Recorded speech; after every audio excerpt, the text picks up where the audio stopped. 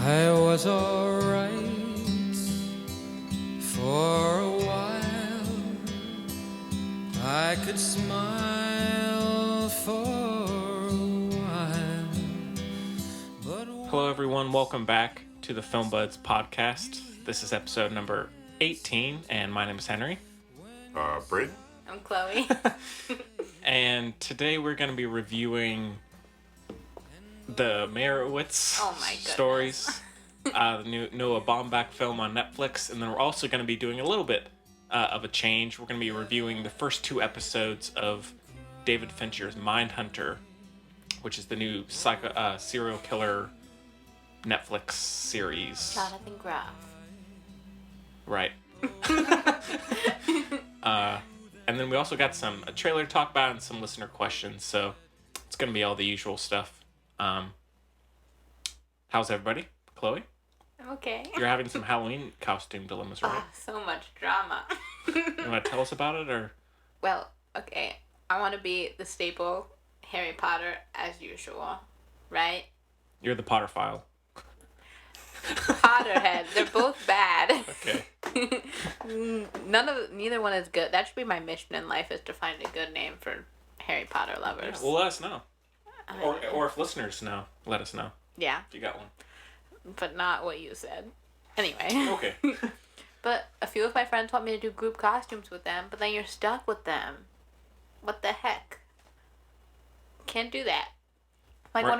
one of my friends, Kira, she's gonna go as Eddie from It, which is cute because you got the cast and all that and the fanny pack and stuff. Yeah. But then she wants me to be Richie, and if we get separated, I'll just look like a hipster. Dilemma, right, Oh, Braden? Braden didn't see it. No, I haven't seen it. That's probably not why he's not talking though. He just doesn't want to be involved. I don't know what those costumes would entail. Oh yeah, fair enough. Braden, what are you doing? Basically, anybody who works at the Chelsea, any boy, that's what I'd be dressed like, which is not exciting when you're by yourself. Which is... Well... I did give... Do you know Cooper? I've heard a lot about Cooper. He's a nice guy. I was giving him shit last week because he had on these little short shorts that were black, and he had on black socks and these black Vans and a black T-shirt. That's kind of what I wear. And I walked in and I said, "Oh, you're going for the Angus Young look." Right? From AC/DC. I said, "We just need to get you a tie and a school cap." And He probably loved Zing. that. Zing! Did he get it? I don't think he did at first. I don't know how many Were they people athletic? around your age are familiar with Angus Young, AC/DC. It's not my genre. His whole schoolboy stage outfit. Were thing. they athletic shorts? They were. I didn't know they weren't athletic. They were just shorts. They were just shorts. The news that just boys' shorts are getting shorter and shorter. Yeah, I'm That's not the a big fan of that. I don't First know. of all, I don't I don't get the deal with that. I don't yeah. like shorts in general. You should not wear shorts unless you're doing something that requires. And I only ever movement. wear shorts. What about the beach? I own literally one pair of pants. Well, that's what I'm saying. Is if you're at the beach and you expect to sweat because it's the beach, it's hot. If you're going to the gym, if you're doing yard work, if you're running, if there's I something. literally only own one pair of pants. You mean long pants? Yeah. Oh, okay. These are your only ones? I only have a couple pairs of. Well, I mean, I have multiple pairs of pants. I but wear there's the only vast two that I majority of wear, my really. wardrobe is made up of skirts. So. Well, that's perfectly acceptable. All right. And I know you I'm like glad to we play settled soccer, so I have a lot of shorts for soccer. there's a reason to But I wear like. shorts for soccer. I prefer so. longer shorts because girl shorts are very. They're very short. and I very don't- revealing. I'm not a fan. Mm-hmm. And I really, really hate those Nike jogging shorts. Yeah. What was the deal with that? I'm not joking. I go look at any sorority. I bet you 9/10 of the young women there are wearing jogging shorts. And You mean like the ones that are like bright colored, like a they've all got like a little white. Yeah, and the white. Oh yeah, yeah. White patch on the side. Mm-hmm. And then Braden's it's the still same- hip. He Yeah. knows all this stuff. I know all this stuff. Well, I mean, Well, yoga know. pants are the like. This is the season for yoga pants, right? is it yoga pants time? yeah. Leggings. Yeah. Leggings is pants. What do they call them now? Jeggings? No. You've dated yourself again. Jeggings are they're supposed to look like jeans, but they're elastic. Oh, I thought jeggings was just a portmanteau of jogging leggings. No. It's jeans leggings. I'm glad we all learned something today. Yeah. Well, Braden, what are you doing for Halloween? Yeah, big question. My mom's birthday. Oh. It's on Halloween? Yeah. That's dope. That's cool. It's interesting. Do you keep it kind of spooky then? No. Oh. They hand out some candy to the kids, and then we eat dinner, you know. All right. So we're very low key. Yeah. Man, oh man. Very low key. I'm the only one here who's obsessed with Halloween. Well, I did. Well, I like it for candy. In high school I went to Franklin Street, but it was not. Yeah. It was not the madhouse it is now. It's pretty. They're trying to calm it down. They're trying to. I was complaining to Henry about these 3 freshman boys on my soccer team because I'm just over the boy who they like. I guess it's a compliment because they like think I'm a pal or whatever, but I'm sick of them. But anyway, they just follow me around like little ducklings, which is kind of nice, except they're really annoying. And they were telling me that Franklin Street is lame and they're going to ECU. ECU? Disgusting. Gross. Franklin Street is known for being so cool. I know. But not to these losers. So there you go. Go figure. Go figure. No, Yeah. Halloween's the best. We have to pick good movies for next week. Is that? All Hallows. Well, because we'll have a show right after Halloween. No, that doesn't count. That's dumb. No, it has to be before because it's the lead up that's fun. Hocus Pocus is showing. I went and saw Beetlejuice. I missed Hocus Pocus. Beetlejuice is the At best. the Carolina. That was cool. Then there's, oh my gosh, there's so much good stuff. Well, Last year. Well, we can find something for next week. Yes. There's just garbage coming out in the I next watched couple weeks. every Tim Burton movie ever made. I have too. During the month of October. No, every October. Oh, you're cool. I really aren't you? stack it on. Okay. It's my favorite. Think you're better than us? No, I just love Halloween. Okay. It's my favorite. How does Ed Wood? Well, I guess Ed Wood is kind of All right, fine. For me, it's George Romero all the way. The Romero films. We're very different people. Yeah. The Dead films. Oh God, I could barely watch the Jonathan Groff show. I was gonna puke. Oh yeah. I can't deal with that stuff. You right? Yeah. Well. So neither of you has a costume. Not yet. I've got about 3 lined up. I was telling you, I have a little dilemma. too old to be doing costumes. No, you're not. Yeah. Yeah. Oh, Yeah. Never. Not the case though. All right. It's just life. Sorry. Anyways. My dad is a fan mostly of me, just in general. He told me. And he follows everything I do, naturally. I would think And so. he said if you took out the giggling, like my giggling on this podcast, you'd be left with like half the show. What, you mean like half the audience would leave? No, like my amount of giggling is half the duration of half the the show. runtime? Yeah. Oh. Oh, that's fair. Yeah. All right, No we should argument. start now. Okay, let's get this over with. All right, well, let's jump into a review of the Meyerowitz. Is that how you say it? He keeps looking at me because I'm a Jew. No, I know it. I He's know. looking at me. He's It's looking not at me for it how at you all. say it because I'm the Jew. Well, I heard them pronounce it Meyerowitz. Didn't they say Meyerowitz? Meyerowitz. They didn't Meyerowitz. really accentuate the O. So it wasn't like Meyerowitz. They just said Meyerowitz. Meyerowitz. I think it's Meyerowitz. All right. The Noah Baumbach movie. The Noah Baumbach film. Yeah. Anyways, we've got a clip. Let's take a listen.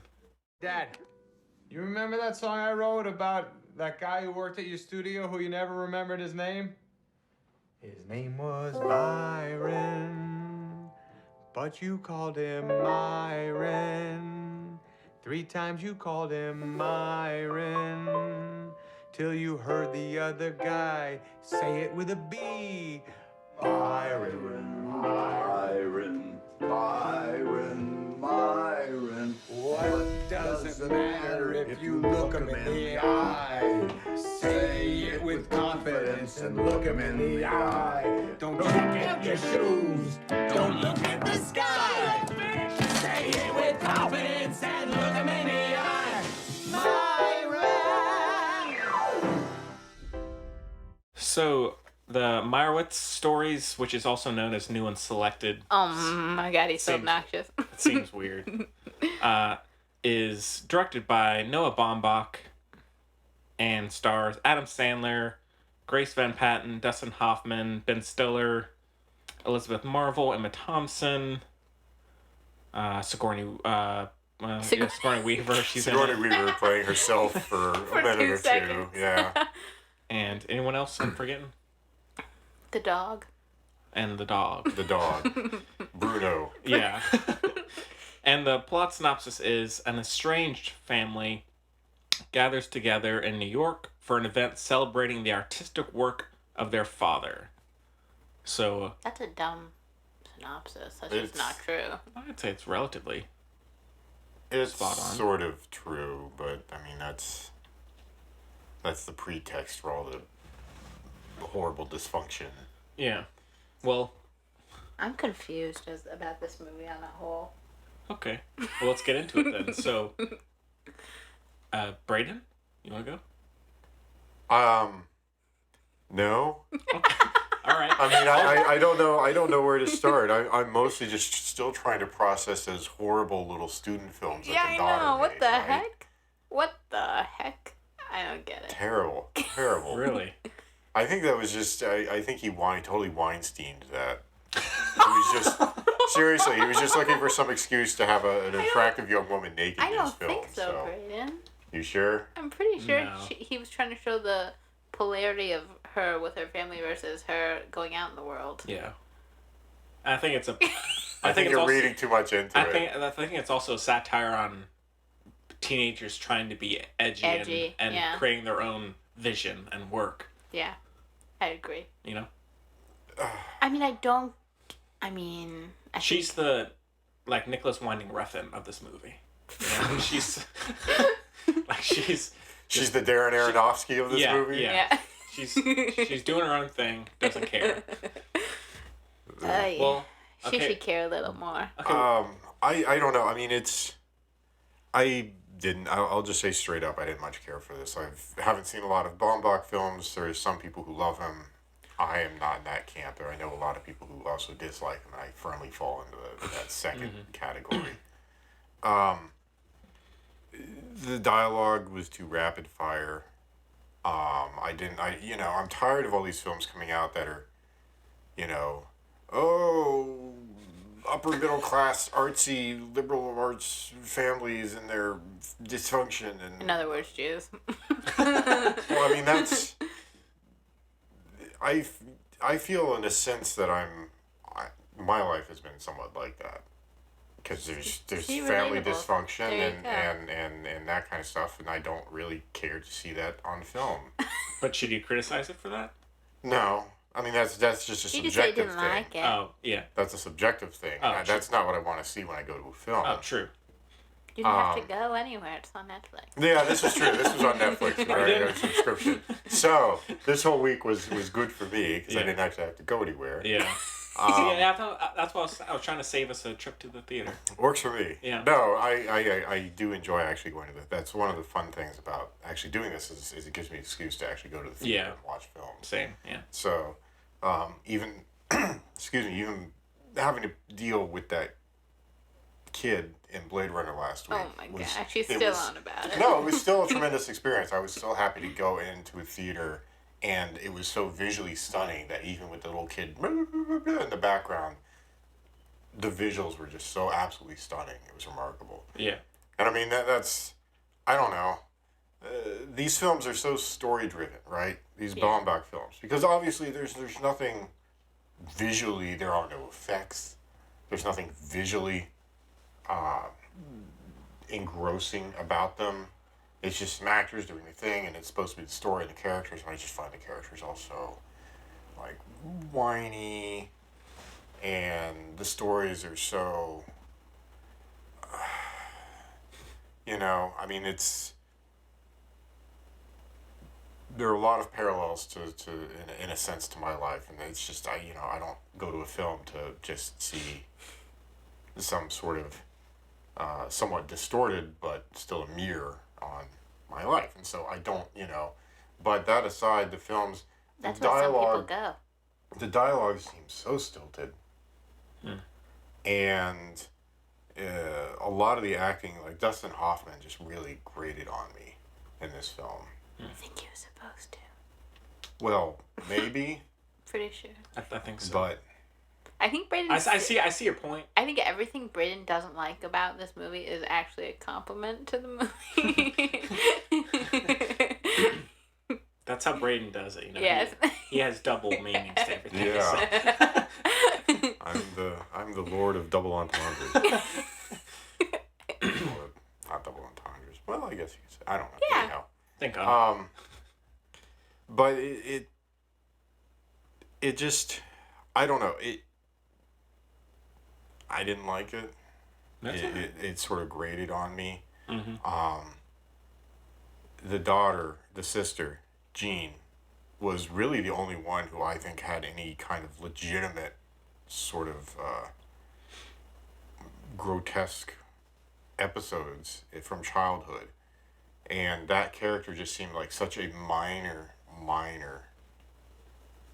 piece to the whole. And she was really the only one who had experienced any kind of considerable trauma as a child. Right. But she's like the most sort of throwaway character in terms of the whole film. I don't know. And so it's just these two, basically the two brothers, Ben Stiller, Adam Sandler, fighting over, who Dad loved less. Yeah, I don't know. So Well, I didn't mean to cut you off, Braden. no, I mean that was pretty much it. Okay. All right. Well, I'll say that. I mean, I'm not a big Noah Baumbach. Is it Baumbach? I think it's Baumbach. Baumbach. Fan. Baumbach. In general, really, I did really like Francis Ha. I don't know why, but I did. His movies are kind of enthralling. Like, you don't actually like them, but you're like, okay, I'll go watch another one. Yeah, I mean, but I mean, I really didn't like While We're Young, and I hated While We're I didn't like it. Did he do Mistress America? Yes. I don't think I was crazy No. about that one either. Didn't Yeah, he did. I thought Greta Gerwig? She No, she was wrote the script. She wrote the script. yeah. Yeah. Okay. And so, but usually I find him to be kind of a little pretentious. Yeah. Yeah. Mostly his characters are just unlikable, and what you're saying, kind of grating, and for the first half of the movie, that's what I felt like. It just felt like every other Noah Yeah, I Baumbach. like the second half. Yeah, where it just feels just artsy fartsy talk and just Yeah. people complaining about Artsy fartsy talk. yeah, father didn't love me, blah blah blah, and I do agree that in the first half, Dustin Hoffman really. He's Graded. supposed to. Which I understand that. Like, I know he's supposed to be like this kind of annoying father, but like after a while, it just got to the point like I just don't want to be watching. I mean, this anymore. he was so absolutely reprehensible. There was Yeah. no shift, no change in his personality, no sign of remorse. But it wasn't about him. At all. It was about his kids. That's yeah, the point. I mean, I don't know how I did not enjoy it, but I'm really defending it pretty hard. Yeah. no, but I mean, a father at that point in his life, you would think, maybe perhaps I should, in some way, talk to my sons, reconcile. No. He didn't see. At no point did he express any kind of remorse about anything that he did. Well, Noah Baumbach's characters are more realistic. Like, Yeah. most people wouldn't. Especially someone who's so up their own. Yeah, I mean, I guess he is firmly up his own ass about, about how wonderful he is, and how he's the undiscovered brilliant genius of the 20th century, and all this kind of stuff. And so, I guess it wouldn't be fitting for his character to do that. But I mean, it just And it wasn't, it's like still, I said, it wasn't about him. It wasn't about him, though. It was about the kids. It was, in part. I mean, he's the one that was the impetus for He's a catalyst. Yeah. So, therein, his job He's is to still serve a purpose. Well, he's still a major part of The suns wouldn't be the suns. Yeah. Oh. Can you finish? I can't see over this. this. So, anyways, do agree that Dustin Hoffman was low grading, but there's a point. There's an emotional, I mean, not twist, but emotional moment halfway through the film, and that's when I really started to get into it. Like, it felt more focused, less concerned about just art talk and all these things. Yeah. It was more about the Adam family Sandler. And the children pulling together. Correct, yeah. And, like, I thought Adam Sandler and Ben Stiller were both fantastic. I thought the scene in the courtyard where they they're haven't talking. worked together since Happy Gilmore. Yeah, and they really felt like brothers, and I felt like the scene in the courtyard in particular was great between them when they end up like brawling, you know. Mm-hmm. And so I did actually think the movie is pretty good. It's just the first half was a bit of a slog. I think it was like the dinner scene at the beginning. Yeah. Oh, it was terrible. It was just like, it was so poorly edited, just so like constant back and forth. Well, the dialogue was so rapid fire. Yeah. And I didn't mind the dialogue. I didn't like the way it was acted. But it was acted kind of like a play. Yeah, which I didn't mind the dialogue itself. And so, I mean, knowing how the second half goes, I would be somewhat interested in going back and rewatching and seeing if that plays better. But overall, I did actually think the movie was good. Mm-hmm. I thought Ben Stiller's cry was good. That was intense. Yeah. I gotta say, one of the funniest scenes I have seen in ages was in this film. What's that? The car scene. Oh yeah. It had a lot of good. It's like the two older, like middle-aged guys trying to wreck a car, and they've got a cane and they've got rocks, and they can still only do sort of superficial damage to it because I guess they're so past their prime. They can't. They're pulling off the side view mirrors and jumping on the hood and scraping it up. But they're not, they can't seem to break any windows or anything. Not until Ben Stiller pulls up a giant 10-pound rock and chucks it on the windshield. But, they've got a cane and everything, and they're hitting the car with it and just doing nothing to it. And it was just hilarious watching these two guys, this futile exercise to wreck this car. I actually laughed out loud quite a bit. More than I usually might. I laughed a lot at but I think the car scene. I give it to the acting though. I think. Yeah, a lot of the performances are great. Did we interrupt you again? I was just gonna say one more thing about laughing out loud. I don't know why it was so funny, but I loved when Ben Stiller was sitting in the hospital and looks over to these two nurses and they're looking at a menu and she's like, do I want meatballs? Do I not want meatballs? And they're having like this really like in-depth thought. I love that. All right. So, I'm done. Just the little touches, the little things. Yeah. I think it would have been... I think with restructuring, it would have been a lot better. Like, I think it would have been a really good TV show. Like, Aziz Ansari's, it's in like little 30-minute segments. I think this would have been better like that instead of doing all that weird crap with the like separating the stories. I didn't mind the structure. I kind of like some of the editing. I thought it was boring though. Like it just felt really long. I wasn't bored exactly. Like if it was like a TV show, if they made it kind of the plot like longer, because obviously you'd have to do that to make it more of a TV show. But even with that, if you were just given kind of a break and you could get up and go live your life without it feeling like you're stopping a movie. Yeah, I would say that it does feel long. Yeah, I think it would have been good as like a little TV show kind of deal. But I don't know. So, I mean, I enjoyed it overall. I didn't think I was going to at first, but I did. I got so many weird mixed feelings I don't understand about it. That's why I feel like everything he does, I just don't get it. I just don't know. Francis Ha, I couldn't stand. That's really the only other film by him that I've seen, and I want to keep giving him shots. I feel like I should watch The Squid and the Whale. I should watch Greenberg. I should maybe see While We're Young. I thought Greenberg was alright. No, While We're Young sucks. Don't bother. Yeah, don't. Okay. I know one person who likes it, and we've argued about this like many times. Is it somebody? He's like four. No. No. Okay. I'm just curious. I know other people. No. I didn't He's know. on my soccer team. That's the only other place I know people. If this was somebody who had, because we played it at the Chelsea, and I didn't know if it was somebody who had. I mean, I'm pretty sure he did see it at the Chelsea. Okay. Well, we were probably the only. But he'll only go if the movie he wants to see is in one of the theaters. He's really weird. Picky. He's really, he's got a lot of weird things. But anyway. Interesting. I don't know. I really don't know how I feel about it. It's confusing. But I mean, I did like some of the editing with the structure, like how it would cut off a little early, like when Adam Sandler's in the car and he's like, yo, fuck, and it just kind of cuts. Like I liked some of that. And then the episode's over. Perfect. Yeah, I agree that could have been. Yeah, we're on the same page. Well, I think it would have worked if it was serialized more. Yeah. Plus, you could have fleshed out the characters. And then we could give Jean her own freaking act. Yeah, well, that's the Jean thing. got nothing. She was the one who was most traumatized by the whole thing. The episode in her childhood where she was essentially sexually assaulted, and the father's just kind of dismissive. Oh, well, he didn't touch you. Okay, then whatever. I'll go play some tennis. Which is just horrible. I mean, this is a horrible thing. And most of the focus... But it's not that uncommon.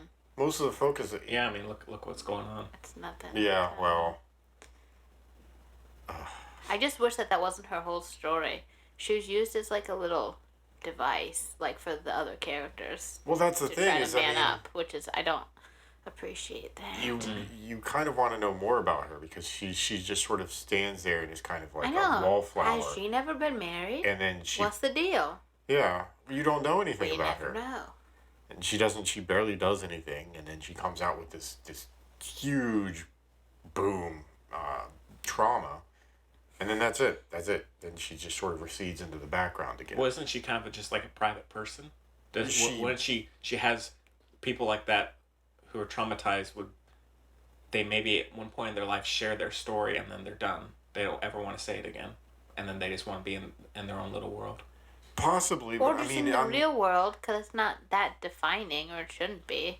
So she should have gotten her own story. Well, that's what I'm saying. Is the only way that the only way you can't really relate to her, because she's not a fully formed character the way that the two brothers are. Yeah. The only thing that you see about her is this one huge sort of bomb that she drops partway through the film, and then that's it. So you don't see her as a character. You only see her as the one episode, as this one story that she tells. And you don't see her. Otherwise, she gets along with her brothers. But what was her childhood like? Dealing with the brothers. You almost never hear firsthand what her childhood was like. It's always other people referring to her. Yeah. Well, because I think she doesn't want to share it. She still has a personality. Oh, I agree. Yeah. It's still just doesn't. It's just dumb. Yeah, I mean, I agree. She could have used more time, but she's got. The other two have so much going on. Well, I'm just saying. Oh no, I mean, I understand that, but I mean, I guess I just didn't think of it that much while I was watching it. Just because I'm me or whatever, but like it is interesting to look at the male characters versus the female characters, because there's Jean who gets nothing in the movie. There's the daughter who's like a crazy person. Like what the heck? I was like, oh, I can relate to her. Fine. It's really hard for me to find movies where I actually relate to like the younger girls because I just am not. You're a rebel. No, I'm not. That's the thing. I go to bed at like 10. They're all nut jobs. I don't know why. Like, she started out normal, and then she decided to, like, just flip a switch and go, like, complete 180, which is weird to me. So there's her. She's a teenager. I never did that. I mean, I knew people that would, like, one year they'd be, like, goth, punk. I never. And then... It's really narcissistic. I just really want a movie. I was like, okay, I'm like this daughter. And then I wasn't. I can understand kids change because, as a teenager, I think a lot of teenagers are trying to find themselves. And I went through different sort of phases as a teenager because I wasn't sure who the hell I was. Like what? The real question. Let us know about your childhood. That's for another show. Maybe that's one of the premium shows we'll do. Yeah, one of the behind the scenes. If you want to hear Braden's life story, gotta pay $1. Yeah. It sounds really sad in a weird kind of way. Only $1. Only $1. That's what my life is worth.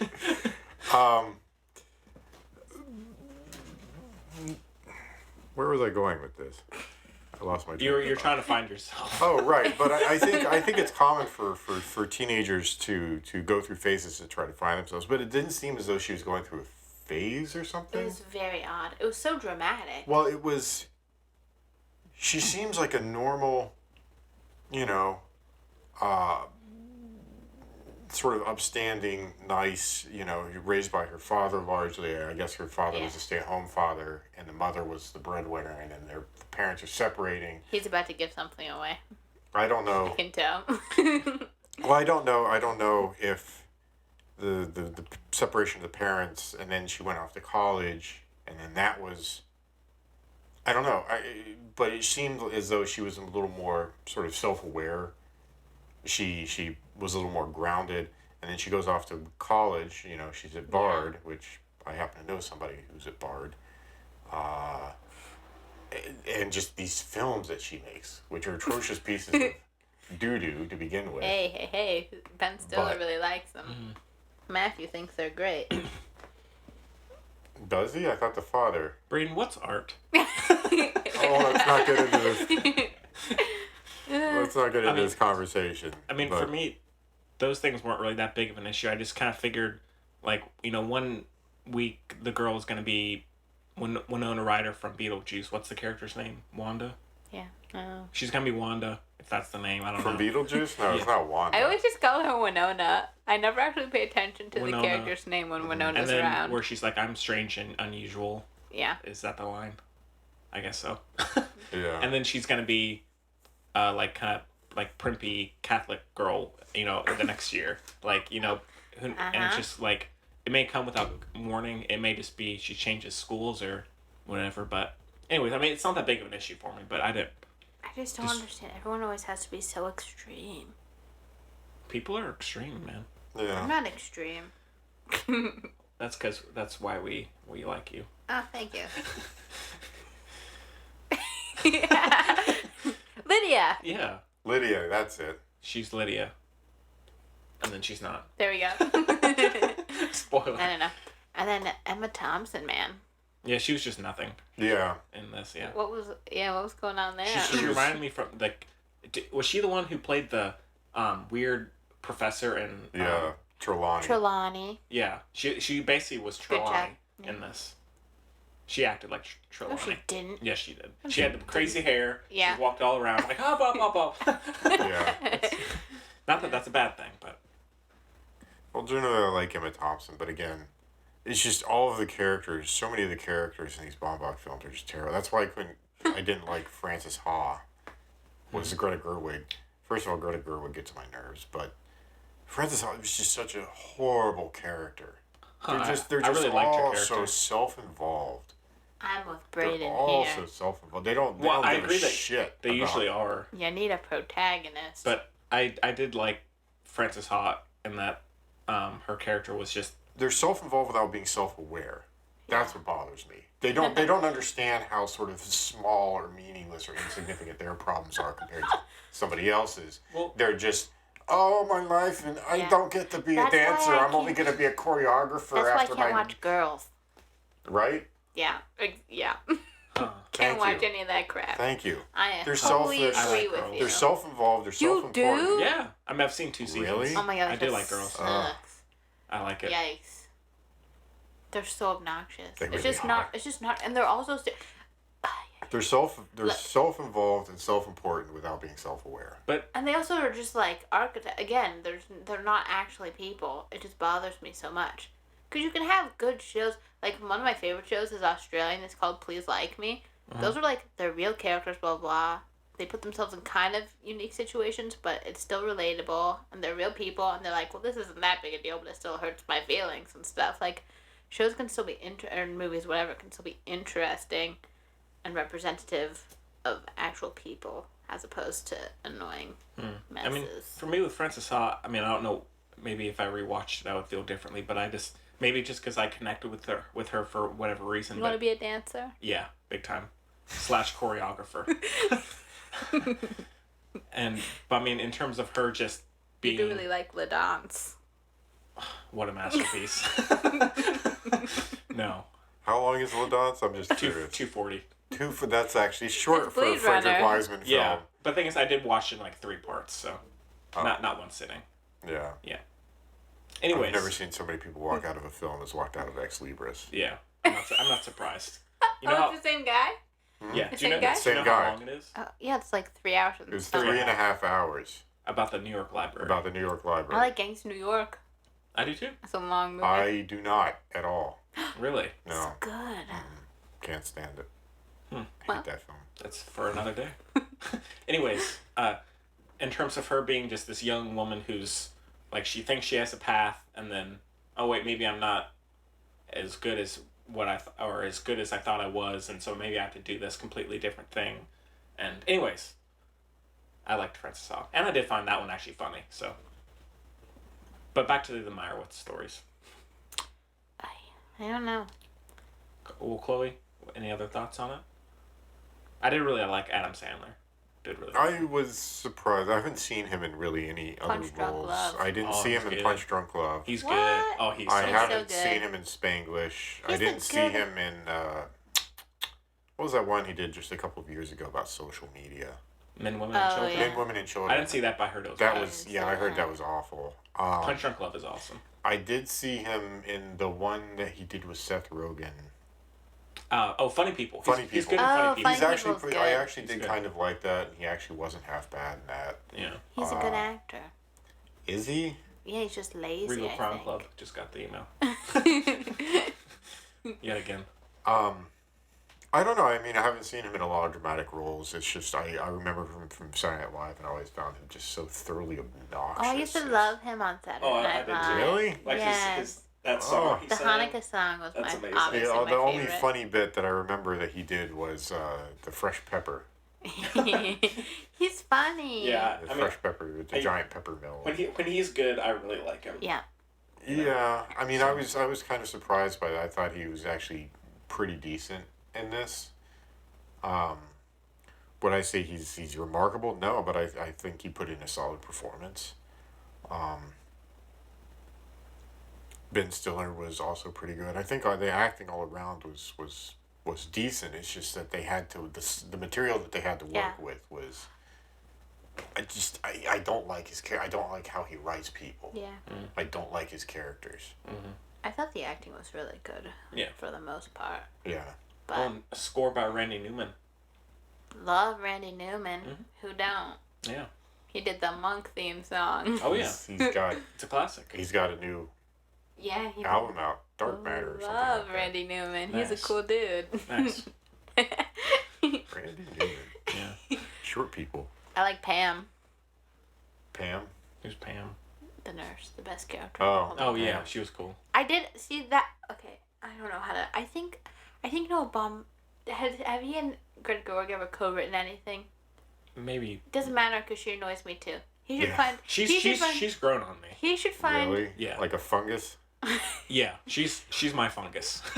I think Noah Baumbach. I think if he had like a co-writer, just found the perfect co-writer, he'd make some really great stuff. Well, see, that's he co-wrote Fantastic Mr. Fox, which is one of my favorite films. Oh, there we go. I'm a genius. Yeah. But you know what I mean? Because there's so I many agree. little things I thought were like the way that the family dealt, or the way the family interacted with like the hospital and stuff like that. I thought was I really related to.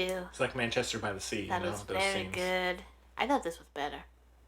Really? Than Manchester by the Sea? The hospital bits. I mean, Oh yeah. I really related to a lot of what was going on. It was just presented in just some kind of wrong way. I think he just needs someone to like poke him when he's doing something stupid. You know? Hire somebody to stand behind him with a sharp stick. Me! Yeah. Noah, this is dumb. Bad idea. No. Bad Noah. Yeah. He's married to Jennifer Jason Leigh. Oh really? Really? Isn't that funky? Yeah. That's peculiar. I know. Funky. Funky. All right. Any other thoughts on Meyerowitz I stories? don't know. I'm not sure what my New thoughts are, Unselected? period. Yeah. I'm confused. It just confuses It's a confusing me. film, yeah, because you kind of want to like it, but at the Yeah. same time, you find the characters in some of their situations Repugnant. so repellent. Yeah. Right? Repugnant and repellent. But also endearing. It's weird. It's sort of a weird thing. He toes the line. That was kind of the same thing with Frances Ha. Is I kind of commiserated with her in a sense, Yeah. but then not. Yeah. While we're young, just hated it. Brutal. Just hated it. I watched the whole thing because that guy on my soccer team likes it, and we like to talk movies, and usually we agree. But God, I think he was just having a midlife crisis day when he watched it. He said, "I get it, Ben," and I thought it was stupid. Yeah. Damn. I don't know. Again, I think it's largely that his characters tend to be self-important, self-aware, or self-important and self. What's the point in movies like that?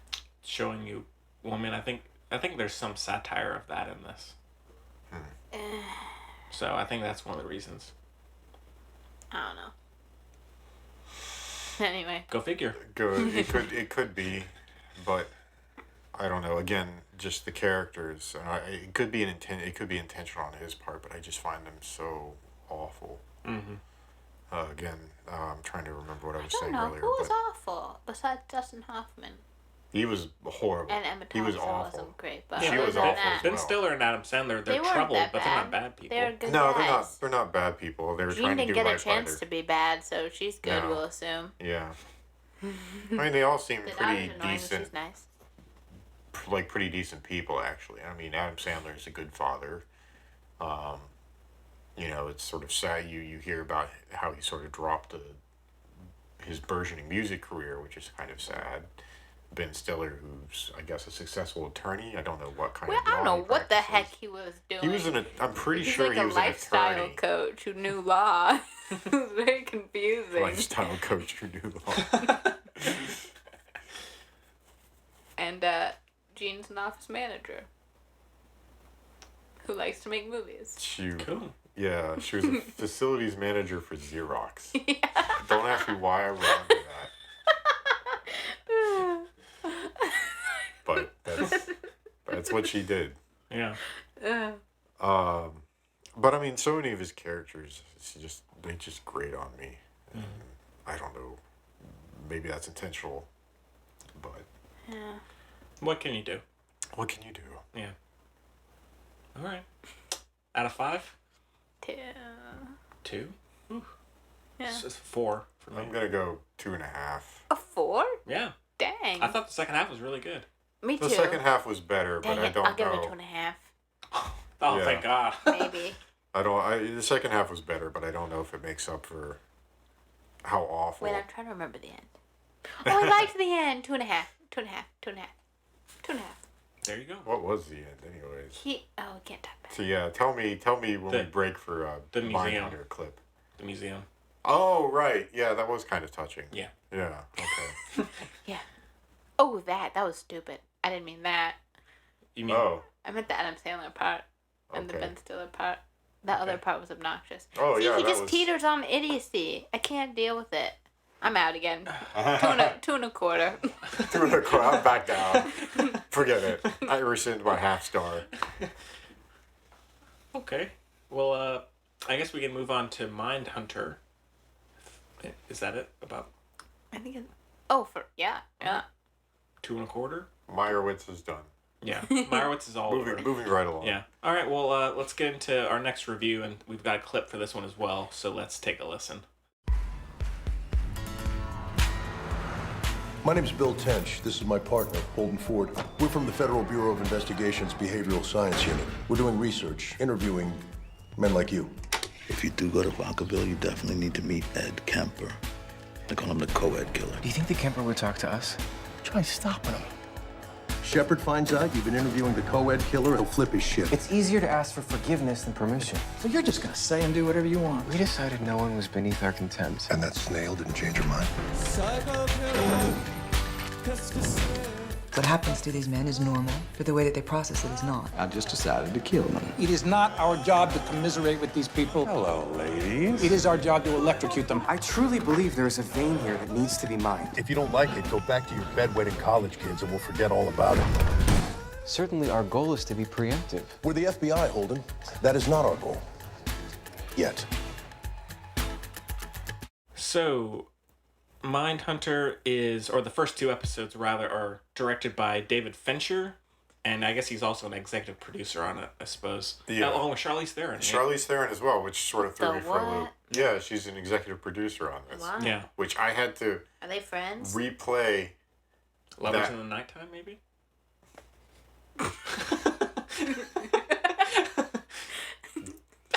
You hear it here first on Film Buds Podcast, folks. David Fincher and Charlize Theron, totally an item. At first, I thought you were like saying they knew each other from a movie called that. Oh, sorry, I got a text message. Going down. It's from Charlize Theron's manager. They're the new big Hollywood idol. It's Darlise or Chavid. I don't know whichever. Okay, so it's directed by David Fincher, and he's also like kind of oversees a lot of it. I think, and it stars Jonathan Groff. Oh, that's who you're talking about. Yeah, Jonathan Groff. Holt He's McCallany. the coolest. Holt McCallany, Hannah Gross, Sony Balicenti, Anna Torv, and Cotter Smith. And the plot synopsis is, in the late 1970s, 2 FBI agents expand criminal science by delving into the psychology of murder and getting uneasily close to all too real monsters. So this one's just got released on Netflix on Friday, along with the Meyerowitz stories. And so, what did y'all think? Now, I've only seen 2 episodes. That's all I had time for. But Braden, you watched a good bit of it, am right? totally hooked, and I've been doing my usual semi-binge thing where I'll watch 2 or 3 episodes a day. I'm, watching episode 9 now. Dang. How many are there? There's 10, and they hover between the 50 to 55, 56 minute mark. The first one's an hour. The first one's an hour. Mm-hmm. Most of the other ones are shorter. There might be another one about an hour, but the run time is irrelevant and material to the. Yeah. They're all about the same, 50 minutes to an hour. There you go. Yeah. I like them. I think they're absolutely engrossing. How far are you into it? I'm episode He's a 9 9 now. out of 10, Henry. Yeah. Did he say that? Yes. Oh. Okay. Gee whiz. Sorry. I'm flabbergasted. Nobody's listening to me. I phased out. Nobody listens to me. No, I think they're utterly fascinating. I mean, the descriptions of the crimes are somewhat off-putting, and it's rather. It's trying to listen to these kinds of things, and trying, it's strange your tolerance for good taste. Mm-hmm. Shall I we can't say. deal with it. They're pretty graphic, Sensitive. pretty disturbing. Mm-hmm. But it's interesting to see how these 3 people, the 2 agents, and then the woman who comes from an academic background, are pushing for a sea change in terms of psychological understandings of criminals and how crime has changed and how institutional perceptions of crime need to change with the crime itself. And it's really fascinating to see sort of what they're doing, what they're trying to do, the pushback, and I would think ultimately the success that they have. But the first 2 episodes, you don't really get a sense. I think a lot of that comes later. You don't really get a sense of the massive change that these 2 people, and then eventually Dr. Carr when she comes in. Is she even in those first 2 episodes? I don't think so. No? Okay, yeah. It's good. I love it. Obviously, I'm coming from a point of view that I've seen Mr. considerably Mercedes. more. But, well, I love those sort of procedural shows. Mm-hmm. And Fincher's like the king of that. Yeah. So it fascinates me watching how these guys are able to track down these people and the different methods that they use, forensic, psychological, that they're able to employ in order to track these guys down. And just seeing, again, Mindhunter focuses on sort of this crusade that these 2 guys have in terms of pushing this change institutionally within the FBI, and what they're hoping to do in terms of a different approach to understanding criminals. It's absolutely fascinating. Yeah. It's absolutely fascinating. So. Well, for me, I mean, David Fincher's my favorite director. Like, I love Dragon Tattoo and Zodiac and Social Network and I mean, all this of them. is right up his alley. I was watching this and I was going, oh, this is definitely, Yeah. this has Fincher's fingerprints all over it. To me, it felt like a mix between Zodiac and Gone Girl. Like, it had the look of Zodiac, but it had that slightly over-the-top written dialogue that Gone Girl had. Almost like that kind of, like, trashy crime, romance dialogue. Pulpy, sort of in the bar. Yeah. Oh my god, I was done. With the scene where he meets his... Oh, I like that a lot. Yeah. See, I was kind of... I was back and forth on that a little bit. I understand that was a conceit by the either the writer or Fincher when he was directing. But, the more I think about it, in retrospect, I think it sort of fits the whole atmosphere of the show. And sometimes... And that's the thing is particularly the first episode, so much of the dialogue seemed a little stilted.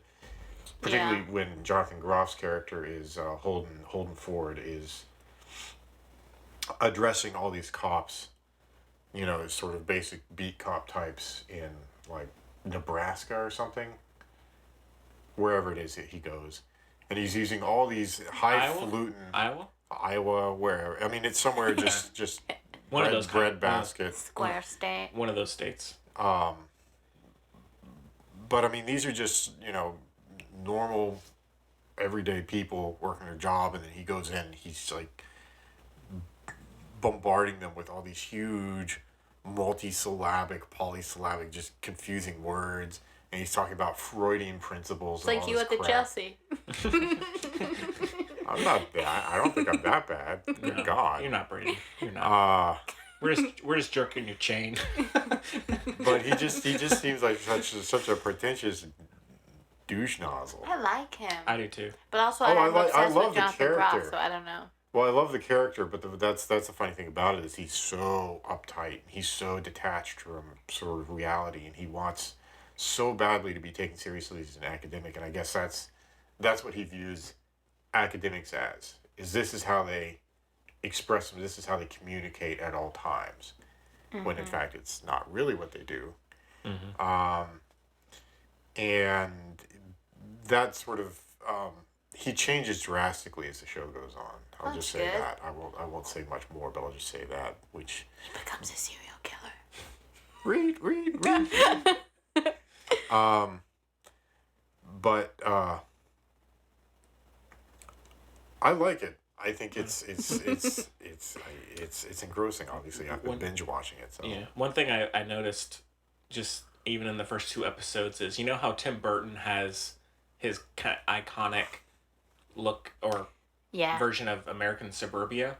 That kind of blank. I think David Fincher is almost getting his own version of that, because like if you look at something like Gone Girl, Zodiac, and then this, it's like this very slightly over the top, kind of glossy, dark American suburbia, which is interesting. And so I think he's almost getting his own version of Tim Burton's suburbia style. But I mean, obviously that's not a huge part of it, but I did really like it. I mean, It was very stylized. I like the direction. Like he's obviously knows what he's. It's very well directed. Thinking and doing. I was really disappointed that Trent Reznor and Atticus Ross didn't do the score. It's a good score. But the score is really good. I wish they had. Well, I mean, they do the scores for Fincher's films. Yeah. But because this is a serial show on Netflix, and he only did a couple of episodes, and even though I think he is executive producing on the series as a whole, he only directed those 2 episodes, and so it doesn't. Yeah, I was just hoping he would recruit them, but it's okay. Well, I'll get over it eventually. Netflix has money problems. Maybe they couldn't afford the 9 Inch Nails duo. They're releasing 80 movies next year? Yeah. What's the deal over there? What the dealio? I'm just so curious as to what's going on. But I am a little disappointed that I would much rather Fincher just do another film rather than 2 episodes of this show. I mean, he does them. I really like both episodes, but they're both very uneventful and which is I'm fine with, but like, in terms of his him releasing something only once every 3-4 years. I wish he could have just done, this Girl with the Dragon Tattoo sequel or something. Well, like, that's instead of this. I mean, he did 2 episodes. It was roughly about 2 hours, maybe just under 2 hours, which is film length. I mean, although but it's but Henry's saying like it's part of a bigger entity as opposed to being its own thing. Like compared to like Gone Girl, it feels which is a self-contained, and it just feels so much. I didn't like it so much. Why that? Why so? why that? Dragon Tattoo, or you mean Mindhunter? I mean Gone Girl. Oh, Gone Girl. Okay. Yeah. What you think of this? Mindhunter. Oh, you mean what we're actually talking about? Yeah. Either. It's all right. Doesn't matter. I don't know. Why? I have a hard time getting into this kind of stuff. It's just not my. Is it like just genre? Too sad and gross. Both. Like, for instance, I think I've used this example before. I really, with like my whole heart, wanted to watch Hannibal with Hugh Dancy. Oh yeah, it's good. Yeah. Because it has Hugh Dancy, and it looks like aesthetically very. The TV show. Yeah. Mads Mikkelsen. Yeah. Mads Hugh Dancy Mikkelsen, and Kirsten Dunst's fiance, but more importantly, Hugh Dancy. Right. Yeah. The Dancy. The dance, yeah. The dance. But the dance. But because I genuinely think he's a really good actor, and it like aesthetically very pleasing, whatever. Until you realize that coming from this beautiful flower garden is a bunch of decapitated people, and then I just can't. It just made me sick. I really wanted to watch it, but there we are, and this is the same kind of deal. Because I'm talking the big thing. Oh, I love. Did not see that coming. The opening scene was. I mean, that's like it was intense. Oh, you know, with of the Mindhunter. Yeah, really the hostage situation. Yeah, like really that. I mean, that threw me for a loop was there. Pretty. I mean, it plays out like such a classic David Fincher. Yeah. Like, it's just like screw you. So I'm doing this. So that was strike number 1, right? Yeah. And then I was like, okay, David Fincher, I'm getting it with his little, the credits were very illustrated and intentional and everything. That you just see, I don't know how to describe it, like thriller music video, but real. Disgusting. I just can't.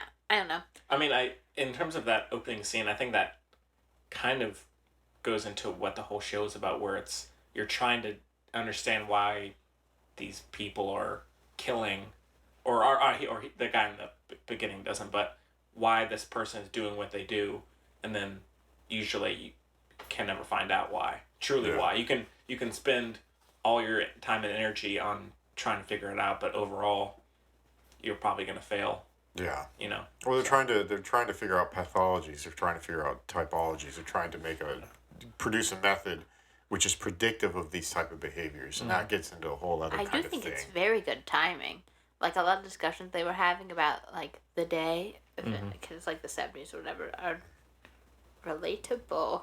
Yeah. Oh yeah, I would agree. I do think I think it's interesting. I just don't know if I'm gonna watch all of it. I want to. You know what I mean? It is disturbing. You have to have a high threshold. And I don't. Yeah. I mean, a lot of the stuff that these criminals that they're interviewing. Yeah, it just really upsets. Like the trailer. Oh God, the trailer upset me more than anything I've seen so far. I don't think I watched the trailer. So I know I saw Jonathan Groff and I said, oh, I got it. This would be great. And also, he said like Hamilton and looking like relatively light kind of thing. I said, oh, never mind. I couldn't get past because Netflix kept throwing this up for me. Kept saying, watch this, watch this. The trailer made me because I didn't even see the trailer. I just looked at the title and I went, Mindhunter. Oh, that sounds really stupid. It sounds like some terrible 70s science fiction show. Yeah, I think so. It just said that the title... I see that I'd be into now. The title just didn't do it for me, but after having watched it, I still don't understand the title, really. I mean, I understand Mindhunter, but it just sounds so hokey. But I think, like I said, I think it's the book title. Yeah, and also I think that's almost kind of how Fincher works. It's like, here, we're marketing this as a serial killer show, but it's much more procedural, and then we're gonna make it seem like it's just a Well, it's one-off show, but it's actually in a much sense more it's than that. procedural, but that's not even the focus of the show. The focus of the show is again this The cadre, innovation. this coterie. Yeah, the innovation. They're changed to psychological to behavioral sciences. Which I am within the invested in. FBI and how this has informed FBI investigations. From that point on, and it's really fascinating watching this institutional change. Yeah. It's all the really dirty, disturbing, gritty stuff that they interview these people that are obviously the backdrop that's what forms the impetus for this change that they are pushing for. But the crimes themselves and them investigating the crimes are not necessarily, because the crimes are already done. The criminal's already captured. Right, it's like research for the That's future. confessed. Yeah. And so it's not really, now we've got to go do, it's not like watching an episode of Bones. Oh, we got to look at the bones and feel the bones. And we got to look at the corpse. And we got to look at the bugs. And right? So Gotta look it's at the not, bugs. Yeah. it's kind of procedural, but it's not procedural. The procedure's already It's done. a fun mix. It's more, again, how these people have pushed for a very significant change within our understanding of criminality. I mean, I think the outlook of the show is almost kind of like how The Girl with the Dragon Tattoo is, where it is, and almost like Gone Girl, where it is like this trashy airport bookstore novel, but there's a lot more there than what it seems like, Is it done with like empathy? I haven't seen enough. You know what I mean? Like Jonathan Groff. Like, where's Jonathan Groff's character coming from? I don't know. Watch it is really all I can say. I know you don't. I know you don't want to. I think the ones you saw with Ed Kemper might be the worst of it. Because he was really, the stuff that he did was absolutely disgusting. And the way that he discusses it is very graphic. Damn, it's pretty bad. I don't think there's anything else, if I remember correctly. If I'm wrong, I apologize. But I don't think there's anything, I don't think any of the other criminals that they interview are quite as... Okay, no, I'm Braden. sorry, no, there's... they're all pretty bad. No, they're all pretty bad. Great.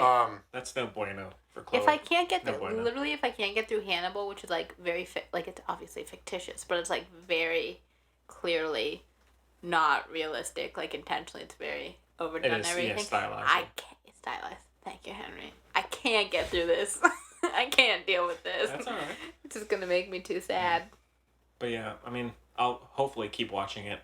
I mean, I do want to keep watching. It's just committing to the show is just it's all that time.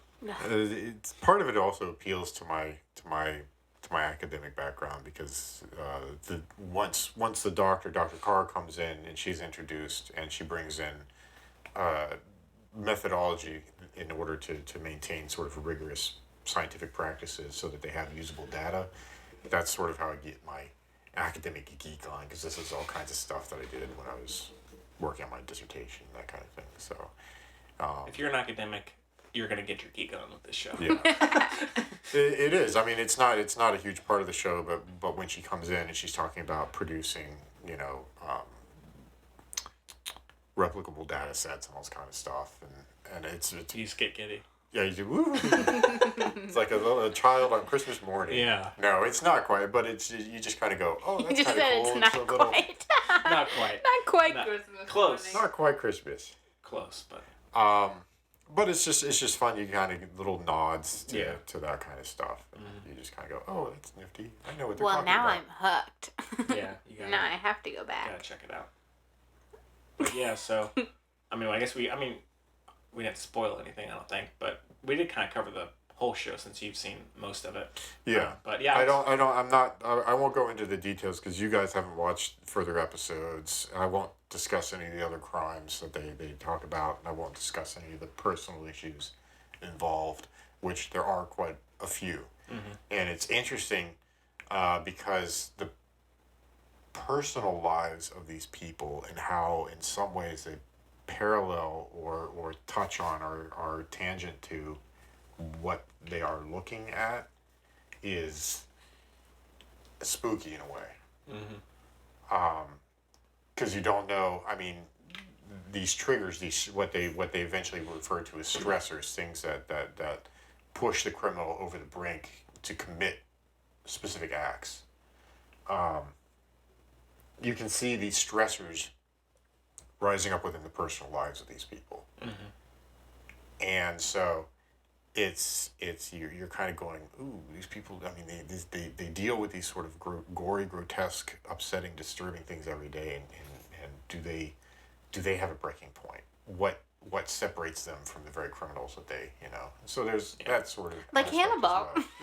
I'm really just plugging Hannibal. Hannibal. Yeah, I should really watch that. You it's haven't supposed seen to be really it? good. You'd like it. There were Except only I can't watch it, but in theory, I love it. yeah. Well, there are only 3 seasons, unfortunately. But I did hear that there was a chance that Netflix That's might what I pick it heard. up. Yeah. I hope it I don't does, know. because then I'd want to watch all of it. Yeah. But I mean, if it's only 3 seasons. That's a lot. Yeah. Yeah, that is a 3 lot. seasons? Well, how many episodes are there per season? Probably 8. 20. It's like 8 or 9, Oh. 8 or 9, 10, something like that. Oh. It's a decent. Well, I mean, there are the Netflix seasons, which are 8, 10 episodes, but then there are normal Yeah. I think broadcast television seasons, which are at most it generally would be 20 12. something. At most it's like 12. I think it's not Really? It's not a ton. Yeah. There are Okay. total 39 episodes. 13 in season 13. 1. 13. 13 in each season. Oh, okay. It does indeed look like. Yeah. There we go. All right. Well, I just watch it for Mads Mikkelsen. yeah, he's awesome. He's He awesome. means you, Dancy.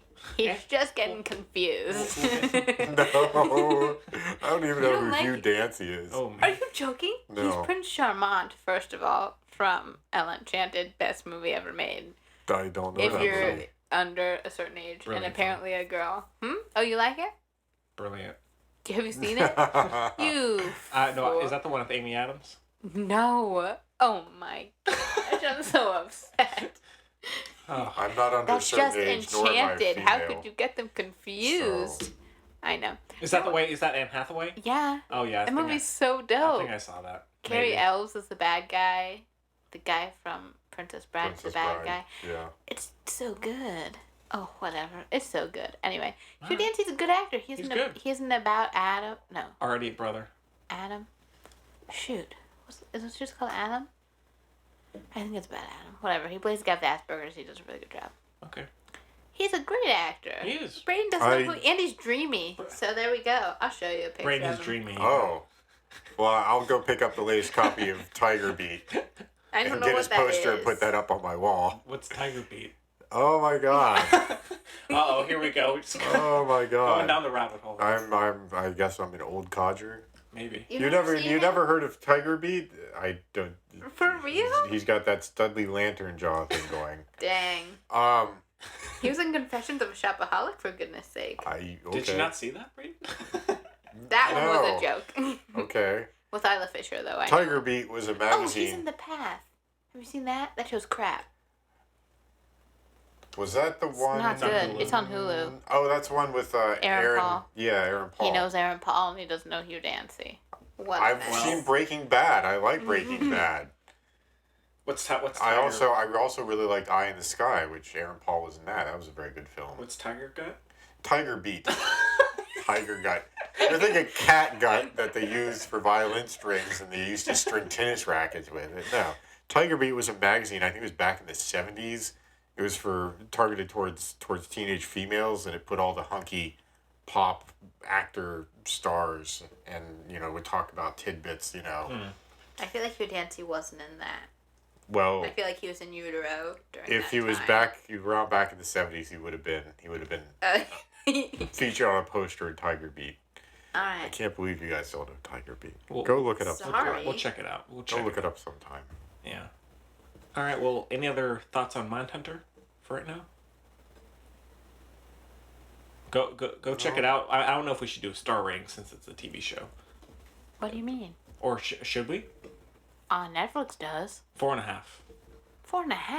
Yeah, I give it 4.5. Oh my gosh. Yeah. I The Finch man. recuse myself. Is that the right term? No. I don't know. Why are you recusing yourself, though? It's the wrong term. Because I'm just going to be so... I can't do a fair job because Alright. it's just so out of my... TBA. Your TBA. Your star rating is TBA. I'll give it 2.5. Oh God.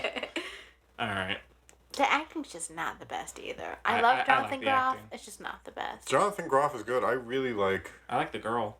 I like the girl too. the Jonathan Groff's girlfriend, or Yeah. yeah. Okay, the doctor hasn't really come in yet for you guys. Okay. Who's the actress that plays her? Is that Hannah Gross? Hannah Gross. And then Anna Torv, I think, is Dr. Carr, Wendy Carr. Okay. Yeah. I don't know why I recognize Anna Torv. What has she done before? Tiger Beat. Tiger Beat. I don't think so, because it was mostly young, Tiger Gut? young men. Yeah, Tiger Gut. Here, I'm looking at her thingy. So she was in Fringe, Heavenly Sword, The Daughter. I've never heard of any of these. Yeah, she doesn't do much good stuff here. That's the girlfriend? No, that's the other girl. Anna Torv, who plays the doctor. Jeez. Yeah, so. Weird. I don't know why I recognize her, because I don't know any of those films/shows. That's weird. Yeah. Oh well. Okay. All right. Never mind. Perhaps I'm confused. Perhaps. Perhaps. So I guess we can get into the little bit of news we have this week. So there's a new trailer for the New Mutants, which is the 20th Century Fox Marvel X-Men part of that franchise, right? Yeah. They're mutants. And it's correct.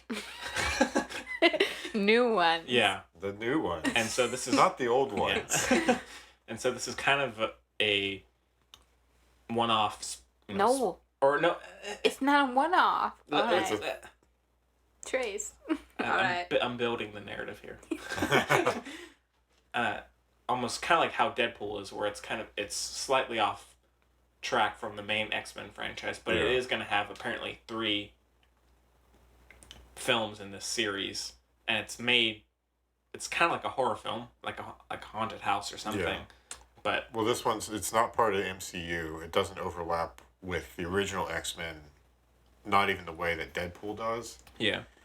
Because you actually do get, you get Colossus and you get Teenage Negasonic Overdrive. Whatever. I think she's a fabricated character. I don't remember her from the X-Men comics at all, but I bet she's real. maybe she is. Maybe she came after I stopped reading the comics. I don't recognize her. The closest analog I can think of would be a character called Jubilee. But Oh, they said. Sorry, I don't know why I said it like that. The director said that character was gonna be in the second one. Jubilee? Yeah.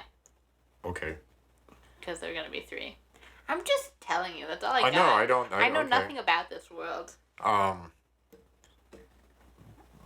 But I guess this is like an entirely standalone, no overlap with the MCU or anything like that. Yeah. And I saw it, and again, horror isn't really my forte, but I will say that they've done some really fascinating stuff with horror films the last few years, because again, it's moved away from the slasher flicks, and I will say I am thoroughly dismayed about this Jigsaw piece of shit that they're coming it looks out with. pretty bad. It looks horrible, right? It looks really bad. I mean, I agree. So I was happy that we were getting stuff more like, Crimson Peak that we just did the retro review of, but also The Witch, and With the girl, isn't she in that? Oh, Anya Taylor-Joy? She might be. She was just in something else recently. She was in Split with James. That's right. With Professor X. Yeah. So many connections. Go figure. But horror films generally, they've been playing to more sort of supernatural anxiety, fear, thriller type things rather than like slasher gore, which I think is good.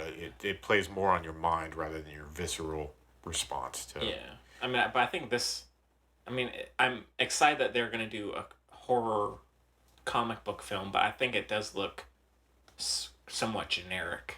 There's nothing really in it that was that.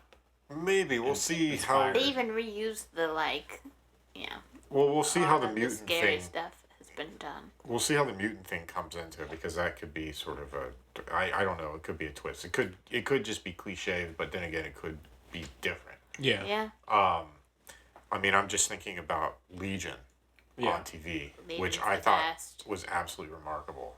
I am Me too. so I need to go see if that's out on DVD, because it is so good. awesome. I don't know if it is yet, but. And they drew, actually, I mean, a lot of it was sort of 70s sci-fi type Yeah. stuff, obviously, but I think they also drew to some extent from horror. Yeah, it's scary. And they did such a good job with it there, and sort of like cross-genre, splicing all these different genres together to create this one show.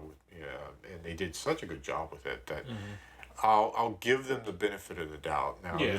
I am saying this with Marvel coming off of the Inhumans, which is a monstrous disaster. But wait, did you actually see it?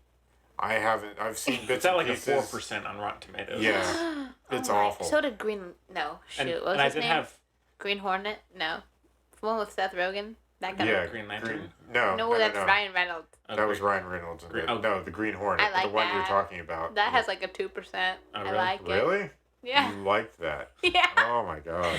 I haven't seen it since middle school though, Yeah, so okay. jury's out a little Let's bit. do a retro review. Yeah, watch that one again. Yeah. Next superhero film that comes out, we'll watch Green Hornet. Yeah. Yay! Yeah, come, I just love Seth come Rogen. Thor Ragnarok, we'll review Green Yeah. I'm not seeing that movie. You're Okay. not? Why? Heck no. I haven't seen any of them. So what? This I one, won't know Thor what's Ragnarok going on. is It looks stupid. the buzz around Thor Ragnarok right Supposed to now. be quite is good. huge. Didn't somebody reveal the plot? The ending? Hulk, what's his face? Ruffalo? Mark Ruffalo? He revealed something, but it wasn't that big. I just don't get it. They're just doing it for money now, I feel like. Do you know what I mean? Sure. Well, It's all isn't about the money. that why they make a lot of these films? No, I is just money? mean like they're just trying to like churn them out now. They don't really care what's going on. It just seems whatever. All right. I don't know. I mean, within that MCU, the Avengers films, the Captain America, Doctor Strange, all that kind of stuff. They keep producing decent films. Well, Chloe, what was the last one you liked? The X-Men count? Sure. Probably the last X-Men movie. When was that? Was that last year? Apocalypse? Apocalypse? It's like 2 years. The X-Men franchise is pretty moribund, if you ask me. Those weren't very good. Oh, I really like the X-Men. That's Those aren't even Marvel films. 2 thumbs up for Those the are X-Men. Sony films. You asked me what was the question then? Are you talking about Logan, oh yeah, Logan. or are you That's talking amazing. about X-Men Apocalypse with Oscar I Isaac? didn't see Logan. What? Oh my Oh god! my gosh! You have to see Logan. You have to see Logan. It's so good. I heard it wasn't amazing. so good. It's amazing. Oh, it's amazing! It's amazing. It's such You a have to throwback to the old sort of spaghetti western. I can't. It's so good. Gotta do that It's one. so good. Big one. The X-Men films are kind of Oh, disagree. How dare. really. Me Like, too. I love that. We talk Days about of- this all the time. Days of Future Past. Okay, X2, okay. I'm sorry. I X2, forgot X1. those. Oh, you meant the old ones? First Class. I don't like The Last Stand. That's the only one I don't like. Yeah, I liked the Same first here. one was okay. The second one I actually kind of enjoyed. The second one I actually thought was pretty Quite good. decent. X-Men Last Stand was me. Bad. No one sucked. Brett Ratner. First Class was awesome. Yeah, stop Which- hating. You didn't like Days of Future Past? Days of Future Past was pretty good. Not great, but pretty good. That's I like probably my But- favorite of the franchise. But I mean, the last X-Men film that they put out was Apocalypse. Yeah, which I enjoyed. Really? Yeah. I didn't love it, but I thought it was pretty good. same. I saw it for free I don't outside. know. That's I like mean, 2 it of my was- favorite things. You saw what? I wasn't I saw it bored. for free outside. Oh, nice. I love things outside and I love free things. Cool. So, I'm just saying my state of mind might have influenced how I feel Yeah. about it. Well, I'm trying to help you It's out, a Braden. biased opinion, guys. Come on. yeah. Let's cut that down. It's free and outside. Yeah. I give it 5 stars. I'm glad we understand each other. But I mean, I would say Logan is my favorite of, or if Oh. if that can be included in the X-Men. Darn, Yeah. really? then, Yeah, oh, well, he's an Man. X-Men. He was in the It's original series. It's That's. It's I mean, amazing. that film is just head and shoulders above the entire Darn it. rest of the I guess I franchise. have to And that's watch including it. First Class, which I actually quite like. But Yeah. Logan is just Yeah. outstanding as a Alright. film, not even as a superhero film, just as a film. Yeah. There are sometimes films just transcend the genre that they come from, like Empire Strikes Back. I still hold that as a brilliant piece of filmmaking, not Yeah. a brilliant piece of science fiction filmmaking, but a brilliant piece of filmmaking. Yeah. But yeah, Logan is just amazing. Oh, and the black and white version is awesome. But I mean, Have you those seen are that? Oh, it's so good. those are Sony properties as opposed to actual Marvel properties, like the Marvel Cinematic Universe. Right. So, and I think most of the Marvel films have actually been really good. I mean, the only one that I didn't really just go gonzo for was Iron Man 3. Oh, I loved Iron Man 3. It seemed too scattered in terms of the plot and what it was trying to do. It wasn't a bad film. It was still better than most of the direct that DC has put out. But the plot, it seemed to be trying to go so many different directions. Plus, I feel Ben Kingsley was woefully I don't like misused. Ben Kingsley. I love Ben Kingsley. Never have. It You might gotta be because go watch Sexy Beast. I've seen it. I Oh, know. it's so good. He's so awesome. It's so awesome. I'd rather. What was the other one? I think I had to watch Gandhi too many times. I had to watch Gandhi Sandcastle? every other day. There was one that he did back in the 90s, early 2000s, Sandcastle, something like that. Castles in the Sand. Sure thing. Something. Maybe. I don't know. He Let's was go with quite that. good in that. I mean, for me, honestly, I'm getting a little tired of them. But, I mean, I'll always see them just out of curiosity. But, anyway, I thought... I'm not. I mean, there's a constant barrage of them, but the thing is, they keep making decent films, and they're always fun to watch. Yeah. And the Captain America properties, which I never would have expected, I think are actually really good. They did a spectacular job with Winter Soldier, and they did a spectacular job with Civil War. So Thor Ragnarok, I don't know. I thought it was going to be some horrible piece of just sort of 70s fantasy claptrap, but apparently Look like. Well, it's directed by your guy, though. the guy that did Hunt for the Wilder People. YTT. Dang, is it? Yeah. And Shoot. What we do in the shadows. Crackers. Yeah. Now I have to see it. Which I love. I don't like what we do in the shadows shadows. very much. Oh, you don't? I didn't. Oh, it's hilarious. It really under. I didn't love it, but I think my expectations were just way too high. Yeah. Dang it! Now I have to see it. Sorry, Chloe. What we do in the shadows is such a. Would you like your sandwich the same if you knew somebody had fucked it? You don't remember that? No, I do. That's so funny. Oh. Kind of bummed now. Anyways, New Mutants. We'll see. It just seems too Why? genre to cross because they're supposed to cross over with other ones. So my question is, I why hate do all all the that Game stuff. of Thrones actresses keep showing up in X-Men films? Because they're weird. That's gonna bring in like, oh, Game of Thrones. I know her. Yeah. Maisie Williams, Maisie Williams is, yeah. Sophie Turner, Sophie Turner who just was got in- engaged to Joe Jonas after less than a year. Oh, really? Yeah. You see Michael Fassbender got married to Yeah. Alicia Vikander? Mm-hmm. Really? Yeah. They tied the knot, Braden. They did it. I didn't even know in they were seeing each Ibiza. other. What? Let's talk about all this. For 3 years. Oh, really? Good. Was it that long? Yes. Good for them. Yeah. Oh my gosh. Ah, I'm gosh, shocked. That's the gossip. last.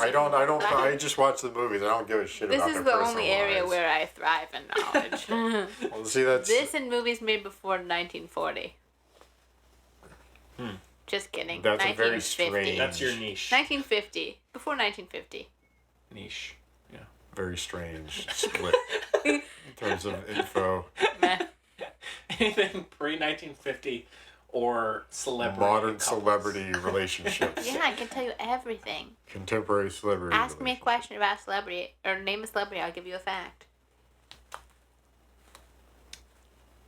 Any celebrity. I don't know. Let's not. Yeah, let's not. Aw. Maybe off show. Off. I don't know what do. I'm sorry, Chloe. I'm really let down here. I don't okay, know. I can't think of any celebrities. I don't pay attention to their private lives. That's why they're Leo. called private lives. Leo. Leo? Yeah. His dad was a comic book artist. Oh, really? Mm-hmm. Huh. That's cool. What do you work on? Huh? What do you work on? Like his own comic books. Oh. Huh. Yeah. That's interesting. Mm-hmm. All right. Well. Now you know. I bet. See, that's something that nobody really knows about. Yeah. Leonardo Listeners, there you DiCaprio. go. Everybody thinks they know everything about him. Cause yeah. No, they're wrong. You have proved them wrong. All right. Well, that's about all the news we got. No, it's not. Is there another big piece of news? Yeah. What's that? There's a movie, but I can't remember right now. Dang. Give me a second. Black Panther. I want to see. Is that Marvel? I want to see Yeah, that. that's Marvel. That Yeah, looks yeah. good. Chadwick Boseman. Yeah. Yes. Well, I mean, I just didn't bring that up because that's the second trailer. So I just. I didn't know there was a second trailer, Henry. Oh, no, that's the second trailer that you watched that just came out. There's one a couple. I thought there were actually 2 Black Panther trailers. There's not. Well, I mean, I think there's a teaser and then there's a full one like a month and a half ago. This is the new one. Yeah. Which, I mean, I think it looks good. So. I mean, again... Stranger Things trailer. Oh, for season 2, yeah. Mm-hmm.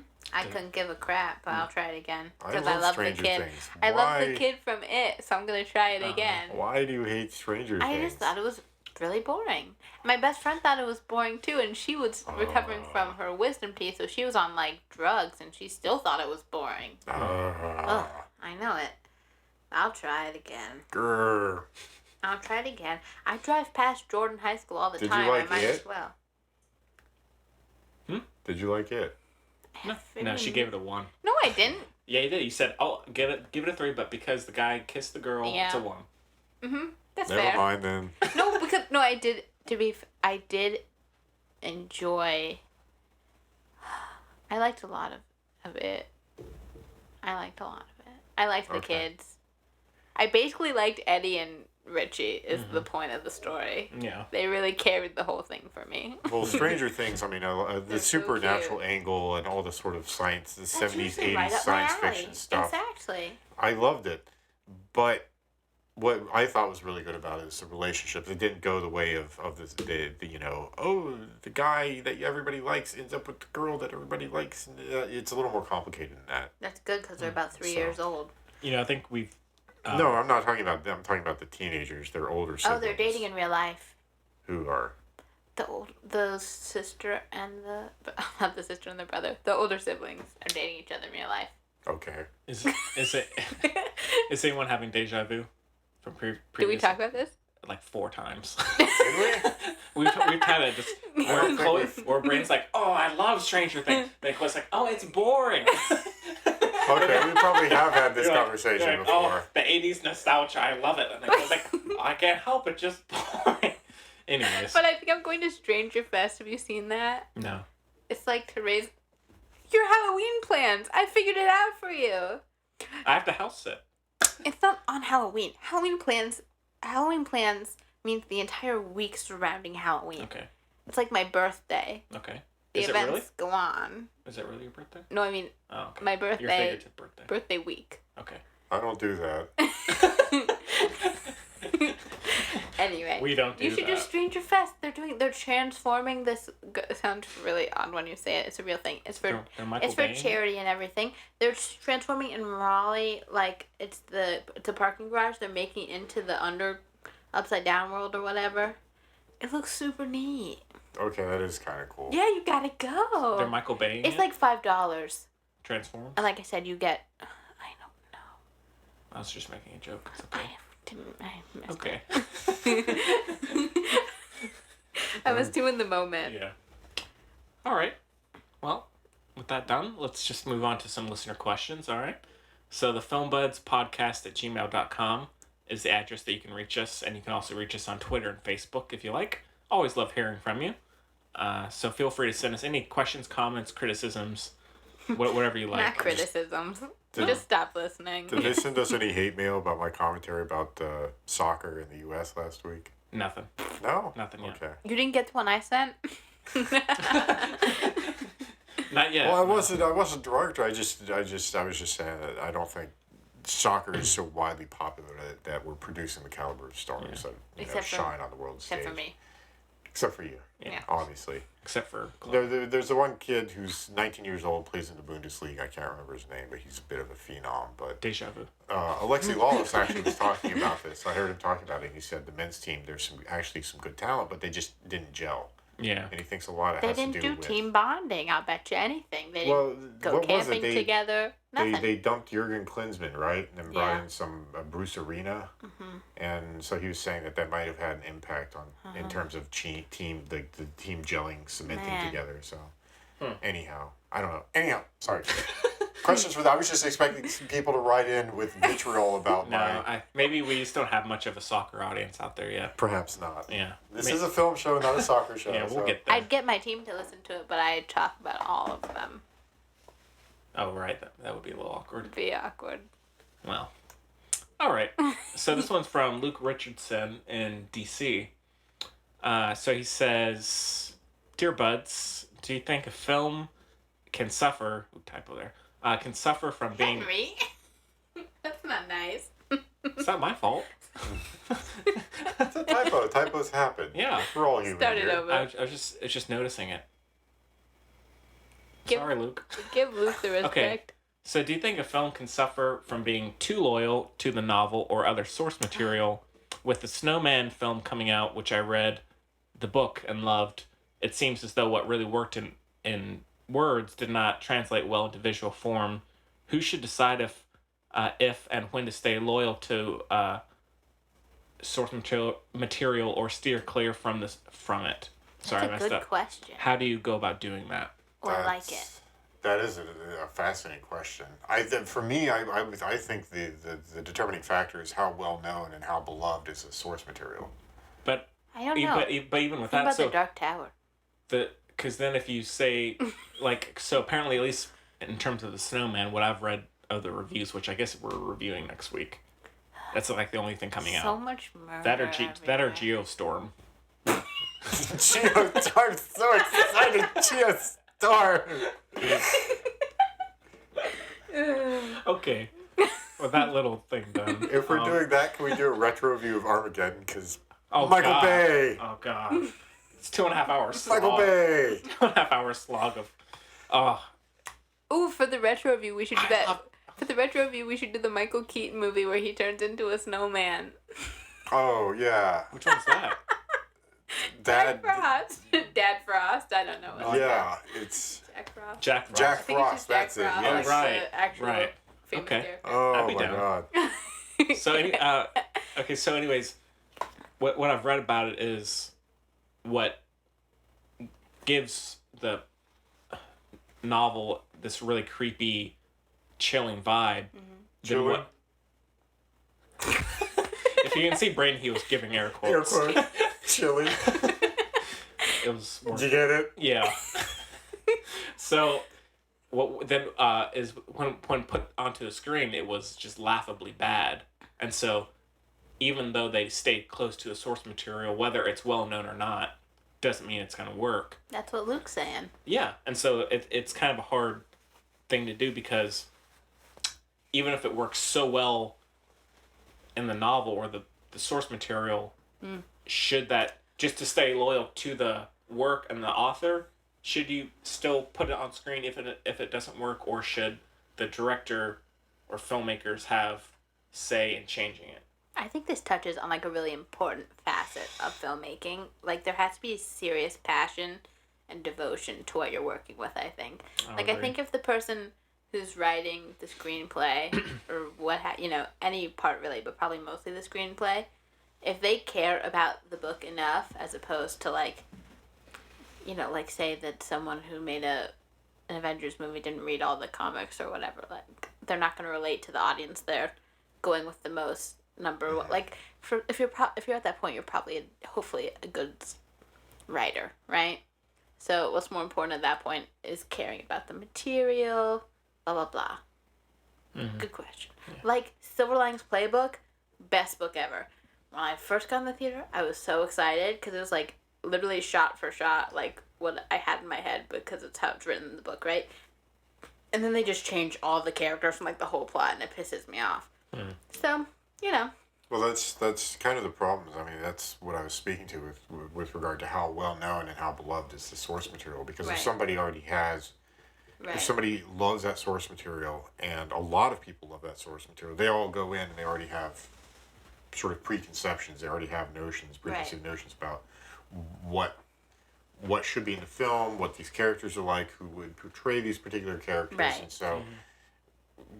When that differs from what the screenwriters or the director do, the more people have these preconceived notions, and the more they love the material, the more inflexible they will be with these with these notions, and so then a film could fall flat because it doesn't resonate at all with the fan base. Yeah, but also, go ahead. Go ahead. Okay, well, I was also going to say with that, if you just think of artistic license or dramatic license, where someone who, like if you take a director like Fincher or Christopher Nolan, who, let's just say they don't know comic books that well, but they have their own style. They go in and take bits and pieces from something and make it something completely different from what the source material is, but it's their own vision. Is that okay if it's still good? Like, I think so. Well, the big thing that comes to my mind is Watchmen. Yeah, because there's a pretty significant plot point in the graphic novel that Alan Moore wrote, which Zack Snyder did not incorporate. He changed it drastically in the film, and largely the film sticks close to the source material, and the choices in terms of scripting, casting, all of that work really well. And then this one thing that he changed, which actually turns into a very significant plot point later in the film. I want to know so badly now. I can tell you. Yeah, we're off here. It's been out. Oh, it's been out for what? Well, in the comics, years, so. in the graphic novel, I forget exactly who it was, but there was somebody they were creating these giant mutant beasts, and then dropping these giant mutant beasts in places like New York and so forth, and with the point of trying to combine humanity in a unified way against this perceived alien threat. Well, that's neat. Right? Well, in the film, what they did in the film instead was they pinned all of this on Dr. Manhattan, which I thought was fascinating because, again, Dr. Manhattan, and this is in keeping with the original graphic novel, Dr. Manhattan becomes further and further distanced from humanity because, I mean, he is a god for all intents and purposes. He can create everything. He can create life. He can create reality.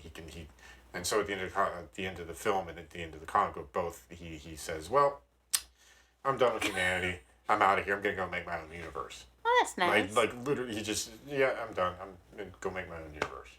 I wish I could do that. Because he can. Right? Yeah. But here, the character Ozymandias, I believe, actually is able to, the project, if you remember the project that he's working on with Dr. Manhattan, he then uses that to essentially decimate New York City and then pins it on Dr. Manhattan. Oh, no. And then Dr. Manhattan says, "Well, now humanity hates me, but you know what? I don't really care. I'm out of here anyways. I'm going to go make my own universe." And I thought that was I feel like I know less than I did before. I thought that was sort of a fascinating departure from the original source material. Yeah. Oh, and it made sense. What about? And I think actually. Are we gonna talk about Harry Potter now? Yes. We can talk about Harry Potter. No. I was just gonna say. I was gonna ask Chloe. You're the Potter girl. I knew it was coming. So you're the Potterhead. Yeah. Okay. You don't want to be a Potterphile. I'd much rather be a Potterhead than a Potterphile. Okay. Okay. So now, do you like all the films? Yes. Well, Half-Blood Prince is my least favorite. But still enjoy it. But were you okay with the? Now, were there a bunch of changes? There weren't changes as much as they left out a lot of stuff, which is understandable. Yeah. And I feel like at that point you're just excited to see this world realized, at least to some degree. But they stuck to the plot. Like, they didn't, Like, what are some of the major things that they left out? Because I have read all the books. They leave out Quidditch. Like, nothing major. I love Quidditch. You can't go big into Quidditch because... Well, I'm just saying. They left out stuff, this is what I'm trying to... They left out stuff that is relatively... minor. Unimportant, just exciting. Loads of stuff. And it's... The thing with the Half-Blood Prince is they emphasized the, romance, whatever, bits more than I would have. I think most people would... all my friends agree, it's just too much. That's the one that strays romance... Between everybody, it's so stupid. They're like, "Oh, they're teenagers now." Yeah. We're like, "We want the good stuff. If you're only giving us 2.5 hours, pretends funny, that's not what we." My body's changing, and yeah, but yeah, but that's the one.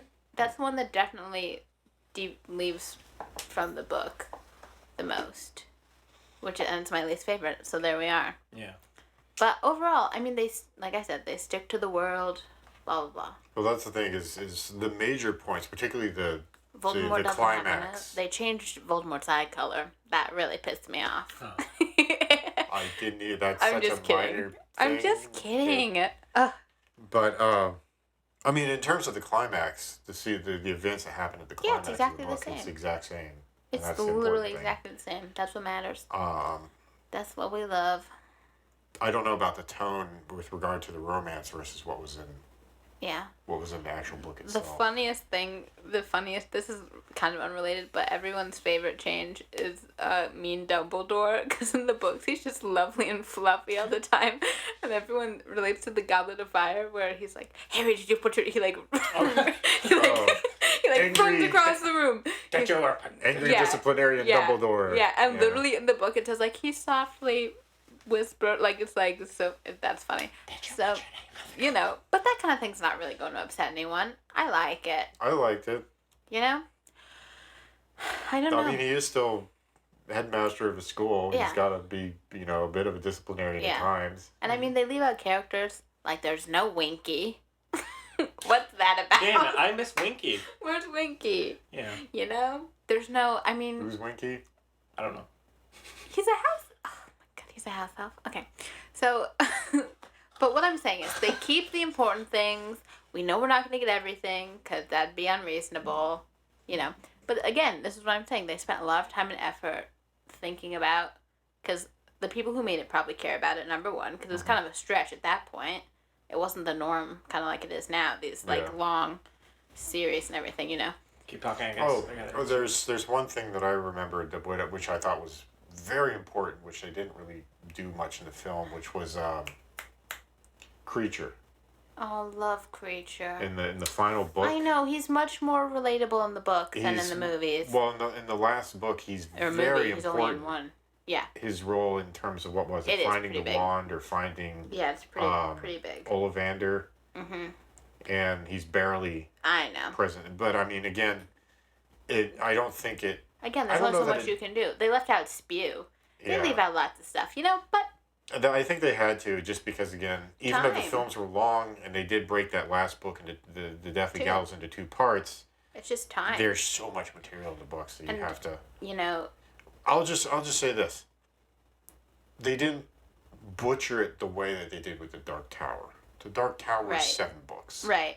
The 4th book is friggin' huge. Yeah. The Wizard in Glass, and it's a brilliant piece of... I think it's a really good book to read. Yeah, which in the way translates to what I was saying before. You have to invest and care about what you're putting out enough to... Yeah, you have to believe in it, see, probably, I think the for it to director, be any good. I think the director did, but the studio just said Which no. one? That movie was a mess. Well, yeah, the studio just said, no, we're not giving you the budget. We're not giving you the time. We're sure as hell not going to allow you to turn this into a 7-8 film series. And why not? Like, Harry Potter was it for, like, my generation. So, like, do it again. Don't be losers. Well, I mean, kind of changing gears in terms of caring about the material. Look at The Shining. Mm-hmm. So, amazing movie, but it's drastically different. And even Stephen King denounced it. You know, even he said, I don't like it. All the changes he made, even though it's considered to be like one of the best horror films of all time. It is one of the best horror films. It's great. Yeah, and so is that. There's another Halloween plan for you guys. They're showing it lots of places. Oh, really? Nice. Have fun. Okay. Braden, you want to make a date of it? Sure. The Shining. Let's go. Yeah. So I mean, it's a tough call. Depends on what the material is, who's involved. The one I think about those, my favorite author is Daniel Wallace. I've probably said that on here before. But anyway, he's from here, from Chapel Hill. Oh, anyway, right, yeah. He's thebomb.com. And his website? Yeah. And he wrote a book called Big Fish, and Tim Burton made into a movie. It's quite successful. Ewan McGregor, Helena Bonham Carter, obviously. Oh, it's like my favorite movie of all time. Yeah. Right? And it is not my favorite book, which is, like, I hate even saying it out loud, because he's my favorite author. But the book is totally different. Or I should say, the movie's totally different from the book. Like, the whole tone has changed. A lot of the plot is, like, it's just super changed. Well, I'm just And Daniel Wallace didn't like it. He was mad about it. But I liked it. But I liked it more. So I'm like, what the heck? Still a great film. I'm like, what the heck? So this is my plot. My point of maybe I'm stupid. I don't know. Yeah. Well, I mean, it's you're always going to piss off somebody, probably. Yeah, I mean, I don't think any adaptation of a novel is going to always be 100%. Yeah, no? I mean, you look at what he did with Lord of the Rings, and everybody loved Lord of the Rings. I mean, even the diehard Tolkien fans. They had a few problems, but it was mostly little nitpicky things. But if you ask them overall, did you like the series? Did you like the films? Yes. If you ask them, do you like the extended director's cut of the third film more than the theatrical release? They'll say yes, because there's a lot of stuff in the director's cut. Love the director's cuts. Yeah, they're great, right? But I mean, that's what they should do, honestly. I think because Tolkien's son hated them though. Really? Yeah, he said they turned his father's novels into action blockbusters. What an Adam Sandler from the Meyerowitz Report, or whatever it's called. So wrong. What's it called? The Meyerowitz stories. Stories. Sorry. It's a spin-off to the Colbert Report.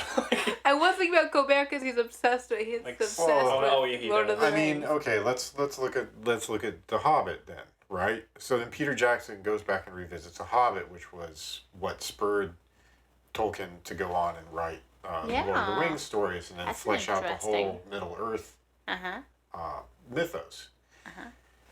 And the Hobbit films were not so good. No, they were not so good. Right. They're not so good. I was really sad. And the thing is, I only saw the last one.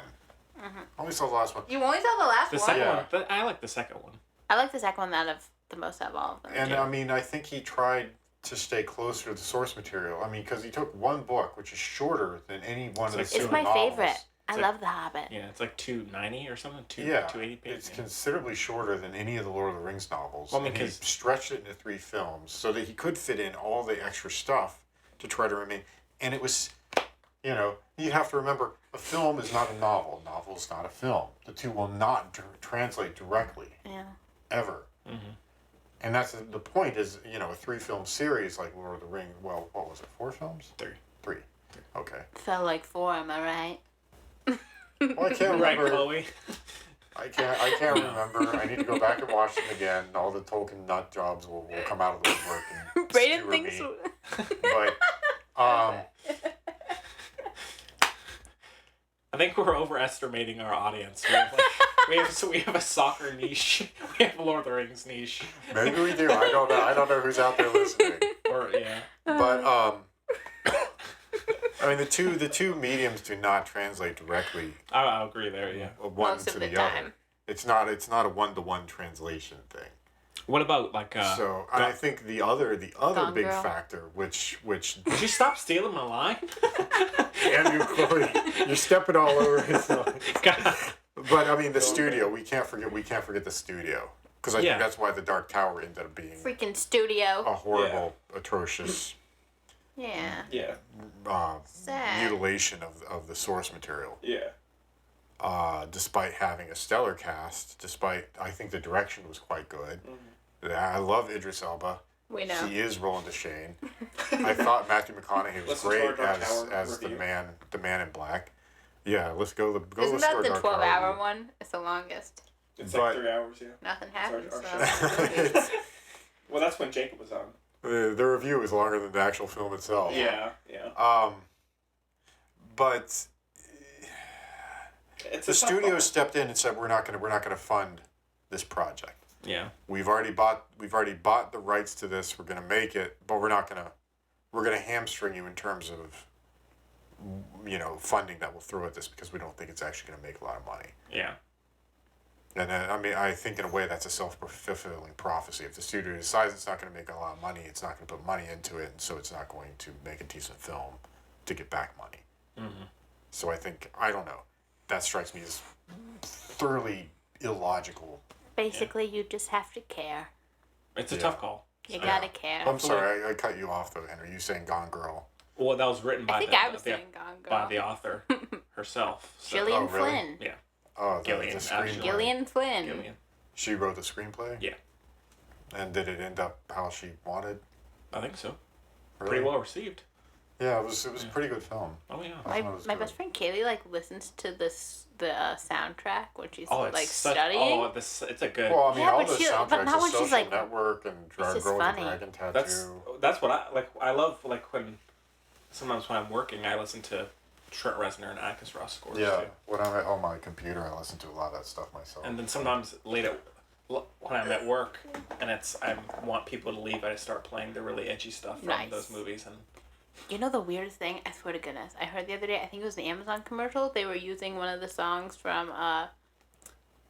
what's the movie? Corpse movie. Swiss Army Man. Swiss Army Man. Just Paul Dano and Daniel Radcliffe doing their little da-das. They were using that on the commercial, and I was so confused.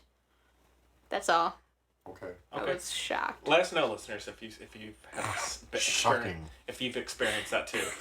Swiss Army Man. Have you experienced confusion? I mean, I guess Amazon has bought the It's on Prime. movie, so they were like, why should I pay for it? They may have put it out. Amazon puts out movies. There's Amazon Studios. They did Lost City of Z. Oh, that's Manchester by the Quite a Sea. few others. Yeah, Manchester by the Sea. Alright. So, Well, regardless, it was a very surreal experience. Yeah. All right. Is there another question? Yeah, just one more. Well, thanks, Luke. Thanks, Luke. I hope from we DC. answered his question. I mean, again. It's kind of you can't really answer it. Yeah, I mean, people writing these questions, I never feel like we're sufficiently answered. I like it, They're though. complex. That's a good question, but that's the problem. Is complex questions always have complex answers. Yeah. Never. I mean, but it boils down to the studios. How engaged is the audience? How engaged is the director? Yep. I don't know. Just a lot of factors. You just have to care. For real. I think that's it. Mm-hmm. Caring. Yep. Care Bears care. That's right. Sure. Braden, you should be a Care Bear for Halloween. You just get a onesie. Absolutely not. Absolutely not. All right. So the second and / last one. So it's Drew in Pittsburgh. Anyone you know from Pittsburgh, Braden? I'm from Pittsburgh. From Pittsburgh, no. Okay. My grandfather, I think, was from Pennsylvania, but he wasn't from Pittsburgh. I went to the premiere of what's the movie called? With Emma Watson and Ezra Miller and Perks. Yeah, Perks Being Wallflower. I went to the premiere of that in Pittsburgh. Nice. Because that's where the dude's from. Dude. That's cool. Stephen, whatever. The guy who wrote it. Oh. Who wrote the book and the screenplay as it happens. There you go. Yeah. There we are. Go figure. A lot of these authors are actually writing the screenplays for the books. Yeah. Now, I think Good solution. Good solution. I can't. There you go, Luke. The fellow he wrote the novels High Fidelity and About a Boy. I love him. He's my favorite. I don't know that he did the script for High Fidelity, but I think he did write the script for About a Boy. I can't feel remember the bad guy's now. name now. I know. Remember? He's Nick made Hornsby. Nick Hornsby, yeah. Nick Hornsby. He came and talked at Flyleaf Books. Really? I went and saw that. Oh, that was would've been neato. awesome to see. Yeah. I'm sorry, I'm stretching. What's the question? All right. So this is Drew. So Drew writes From Pittsburgh. So it says, hello, really enjoyed the show. Wanted to ask your opinion on who should be the next Catwoman. That's not where I thought this was going, Drew. Yeah, all right. Yet another character I wish they would already friggin' drop. Yeah, I know. The Joker, just stop. No more. Don't care. Don't want it. Catwoman, Deja vu. overused. Get rid of it. Bye-bye. Hasta la vista. Don't give a shit. Aw. Oh, but Braden, that's true. Zendaya. Poor Drew. Oh, she was in Homecoming. Darn. I watched that last night. It's okay.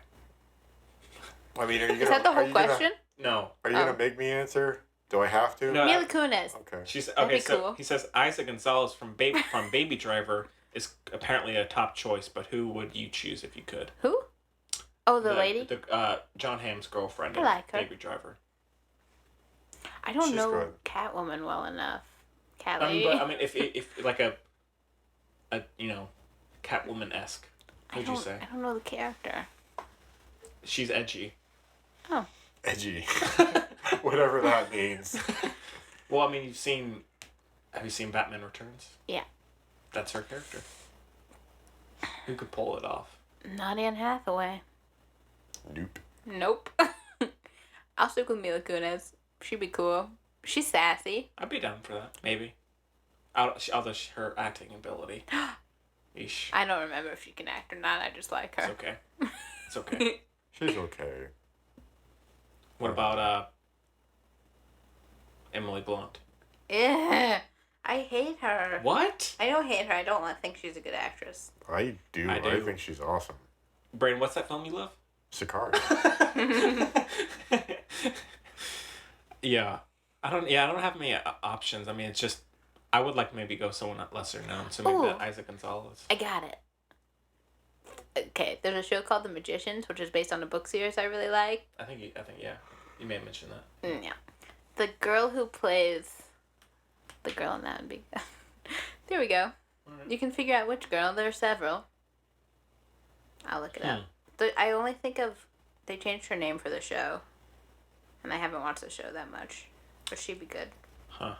I'm looking it up. Okay. Oh, Margot. That's right. She plays Margot. Her name is Summer Bishel. She'd probably be good. She's sassy. Margot Bishel? Yep. All right, I go Margot Bishel. And unknown, yeah. Henry likes Why Margot not? Bishel. I'm on board the Margot Bishel train. What about Rooney Mara? No, she's not strong. She can get fit. No, Margot Bishel. What about Numero Pass? No. No? Summer Bishel. She's too good. She's too good to play Catwoman. Yeah. Wait, is it Margot Bishel or Summer Bishel? Summer Bishel. The character's name was Margot. Summer Bishel. That's my choice. Yep. Braden, you agree? Absolutely. Summer Bishel. Summer Bishel. Summer Bishel for president. Yeah. I don't know. Yeah. Sure, why not? They changed the plot of those books around a ton for the TV show because pacing-wise, it just wouldn't have worked. Like, characters were kind of there for a while and then gone for the whole rest of the book, and you would have forgot about them. But they do a good job on that show. Huh. It's a dumb show, but they do a good job messing really with cool. it, and it still works. I honestly can't think of, because I mean that's so far out of my kin. I can't even think of, because it's like, you know, if somebody were to ask me, who should play the next Joker, I don't care. I don't want to see another Joker. Mm-hmm. And I mean, we've had so much of this Batman crap thrown at us now, right? Mm-hmm. And they just keep, you know, Batman, we got a Joker. What if they cast another Hulk? Who would you pick for another Hulk? Huh. First it was that guy. Then it was Edward Norton. That guy? The real one. Lou Ferrigno. Lou Ferrigno, yeah. Ed Norton. I mean, that was back in the Edward Norton. 70s TV show. I'm trying to be factually Okay. stable. Fair enough. Very good job. Fair enough. The new Hulk. Edward Norton and then Mark Ruffalo, and I don't know. What about Jake Gyllenhaal? Well, I mean, the thing is... No, because then he wouldn't be Jake Gyllenhaal most of the time, and I'd be sad. Well, that's the What a thing. waste. Does it really matter? I mean, I like Mark Ruffalo, but does it really matter who plays the Hulk? I'm just trying to make Because it the relevant Hulk, to your life. the Hulk as the important character is a giant green CG thing that they only use Aren't they bits and using pieces his of face facial. Oh, yeah, you right. see if you actually look at the Hulk, you see Mark Ruffalo. It's like big green muscly Mark Ruffalo. All right. But Another Halloween costume possibility for you. big green muscly Mark Ruffalo. Yeah. Not the Hulk. Not the Hulk. Big green muscly Mark Ruffalo. Yeah. Well, Drew, I hope that answers your question. Summer Bishel all the way. Absolutely. Summer Bishel. Was that the whole question? Yeah. Who plays Catwoman? I mean, Summer Bishel. He was just curious. He's not perfect. No, I appreciate the question. Well, I'm trying to think of someone to give as an honest answer. I'd say Isaac Gonzalez, who we mentioned. She seems cool. I liked her a lot in Baby Driver. She was good. See, that's what made me think of Summer Bishel. Because the whole time I was watching that, I was like, dang, I wish this was just Summer Bishel. See, I'd want to say, I could say probably Catherine, alone there, but I could say Catherine Waterston. She's been in a lot of stuff. Yeah, I like her a lot. She's but good, the thing is, I think she's also too good to play Catwoman. Maybe it'll be a good Catwoman. I always thought, because Michelle Pfeiffer wasn't Catwoman, right? She was Poison Ivy. Go watch the movie. No, she's okay. Go watch the movie Catwoman. With Halle Berry? With Halle Berry. Brilliant. I don't want to. No, but Michelle There's Pfeiffer's a painful experience. Yeah, but Michelle Pfeiffer's great as... I mean, she was good. Yeah, I like Michelle Pfeiffer, but Michelle again, that's somebody who's too good for that role, you know? Hey, you hate on Halle Berry? Oh, the lady from Fantastic Beasts and Where to Find Them. Yeah. Oh, sure. And Alien Covenant. But more Inherent importantly, Fantastic Beasts and Where to Find Exactly. Them. I agree. I've watched that. She was in that. She's like... I haven't seen She's the love interest. You haven't seen it? I should see it. I've seen it about... It's all right. I've seen it about 20 times. Okay. It's all right. It's a feel good. Your heart will be warm. Okay. Warm heart. All right. Well, Somebody get me through these cold nights. Yeah. Well, Drew, I hope that answers your question. So again, filmbuds podcast@gmail.com. Feel free.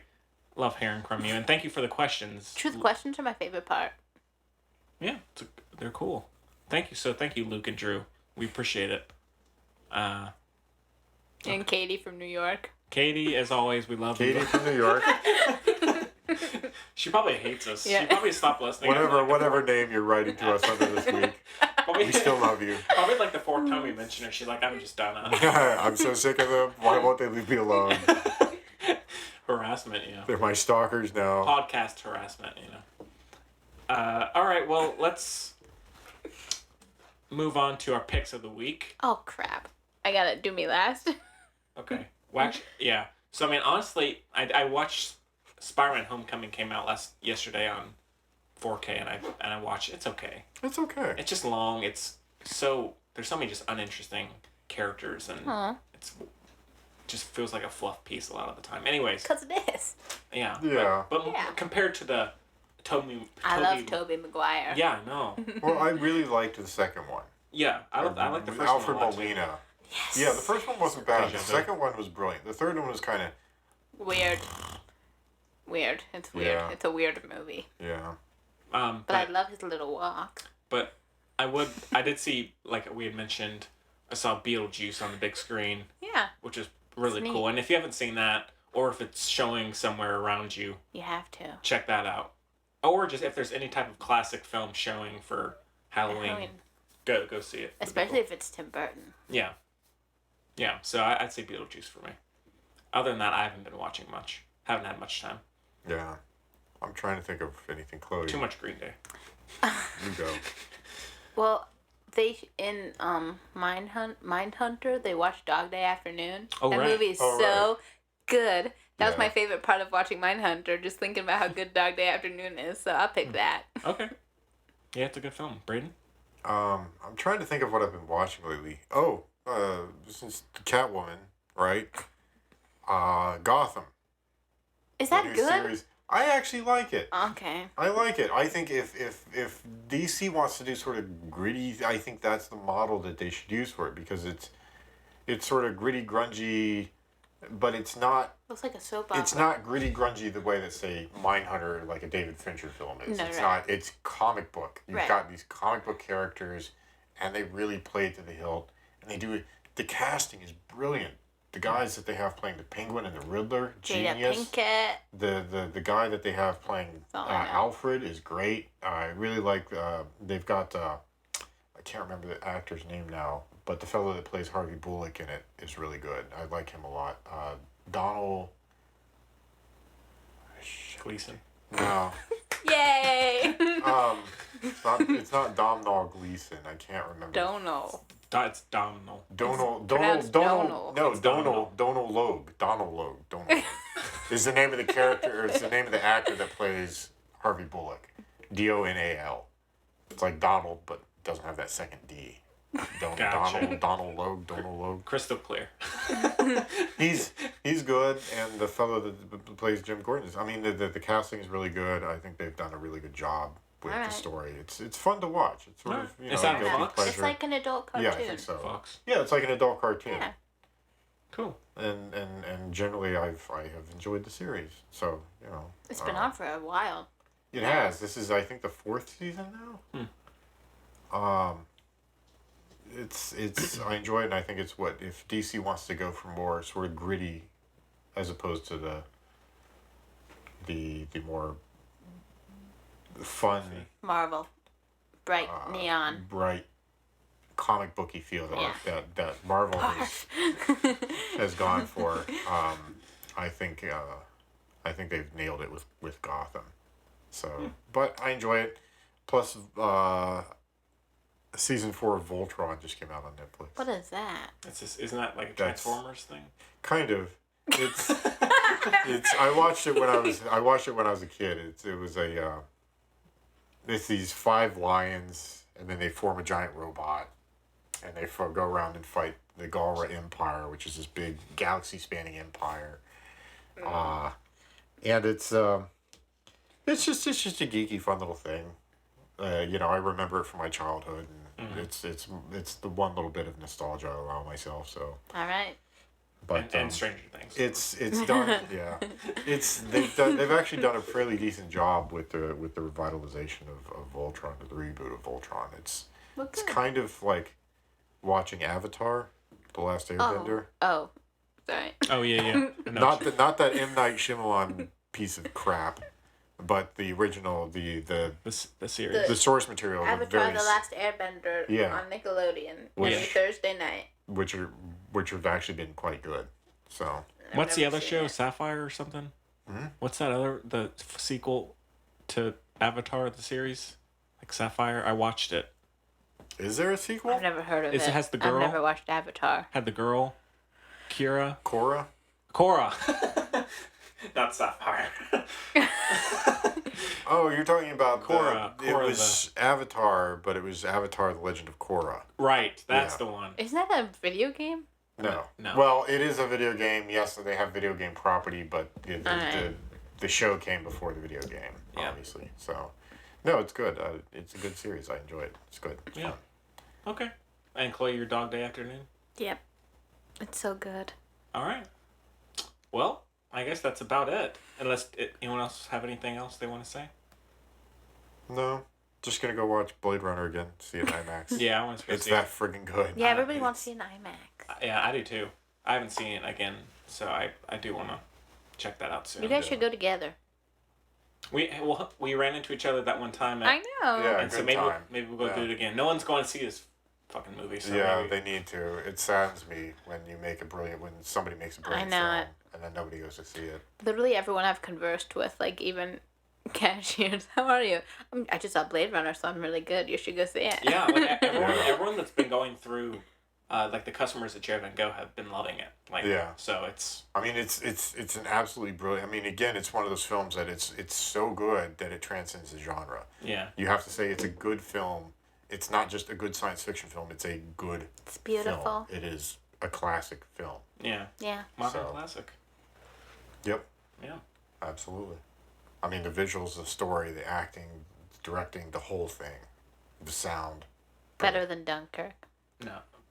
Yeah. For me, it's better than Dunkirk. Way better than For him, Dunkirk. it's not better than Dunkirk. Well, maybe. I don't know. I need to watch Dunkirk when it comes out on 4K. The way that he likes Fincher, I'm falling in love with Denis Villeneuve. His films are so good. Oh, I love him too. He's up there for me too, so. All right. Well, I guess we'll have to wait for our top 10 films of the year list. You know? That's exciting. Blade Runner. I'm sorry. That's exciting. I'll just say, right now, I'm just saying Blade Runner's number one lists. for me.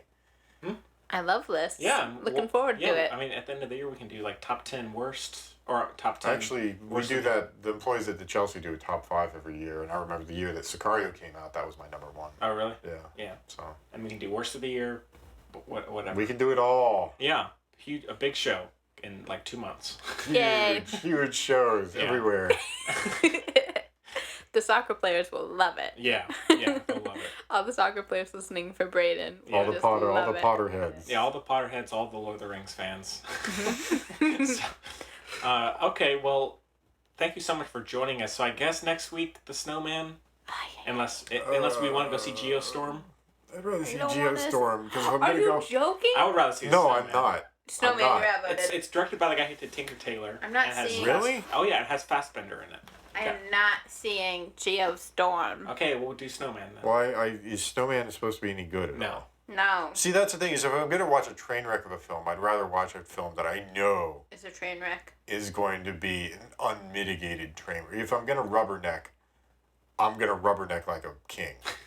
Well, Chloe's the deciding factor, I guess. Chloe, would you not go? I mean, I do not want to see Geostorm. Oh no, I don't want to either. I would so much rather go see Snowman. I don't care about either. But if I'm gonna watch something that's a train wreck, I want to see giant balls of like a 20, 50 train car pile up. Oh my gosh. You know, I want to see something that's an absolute disaster.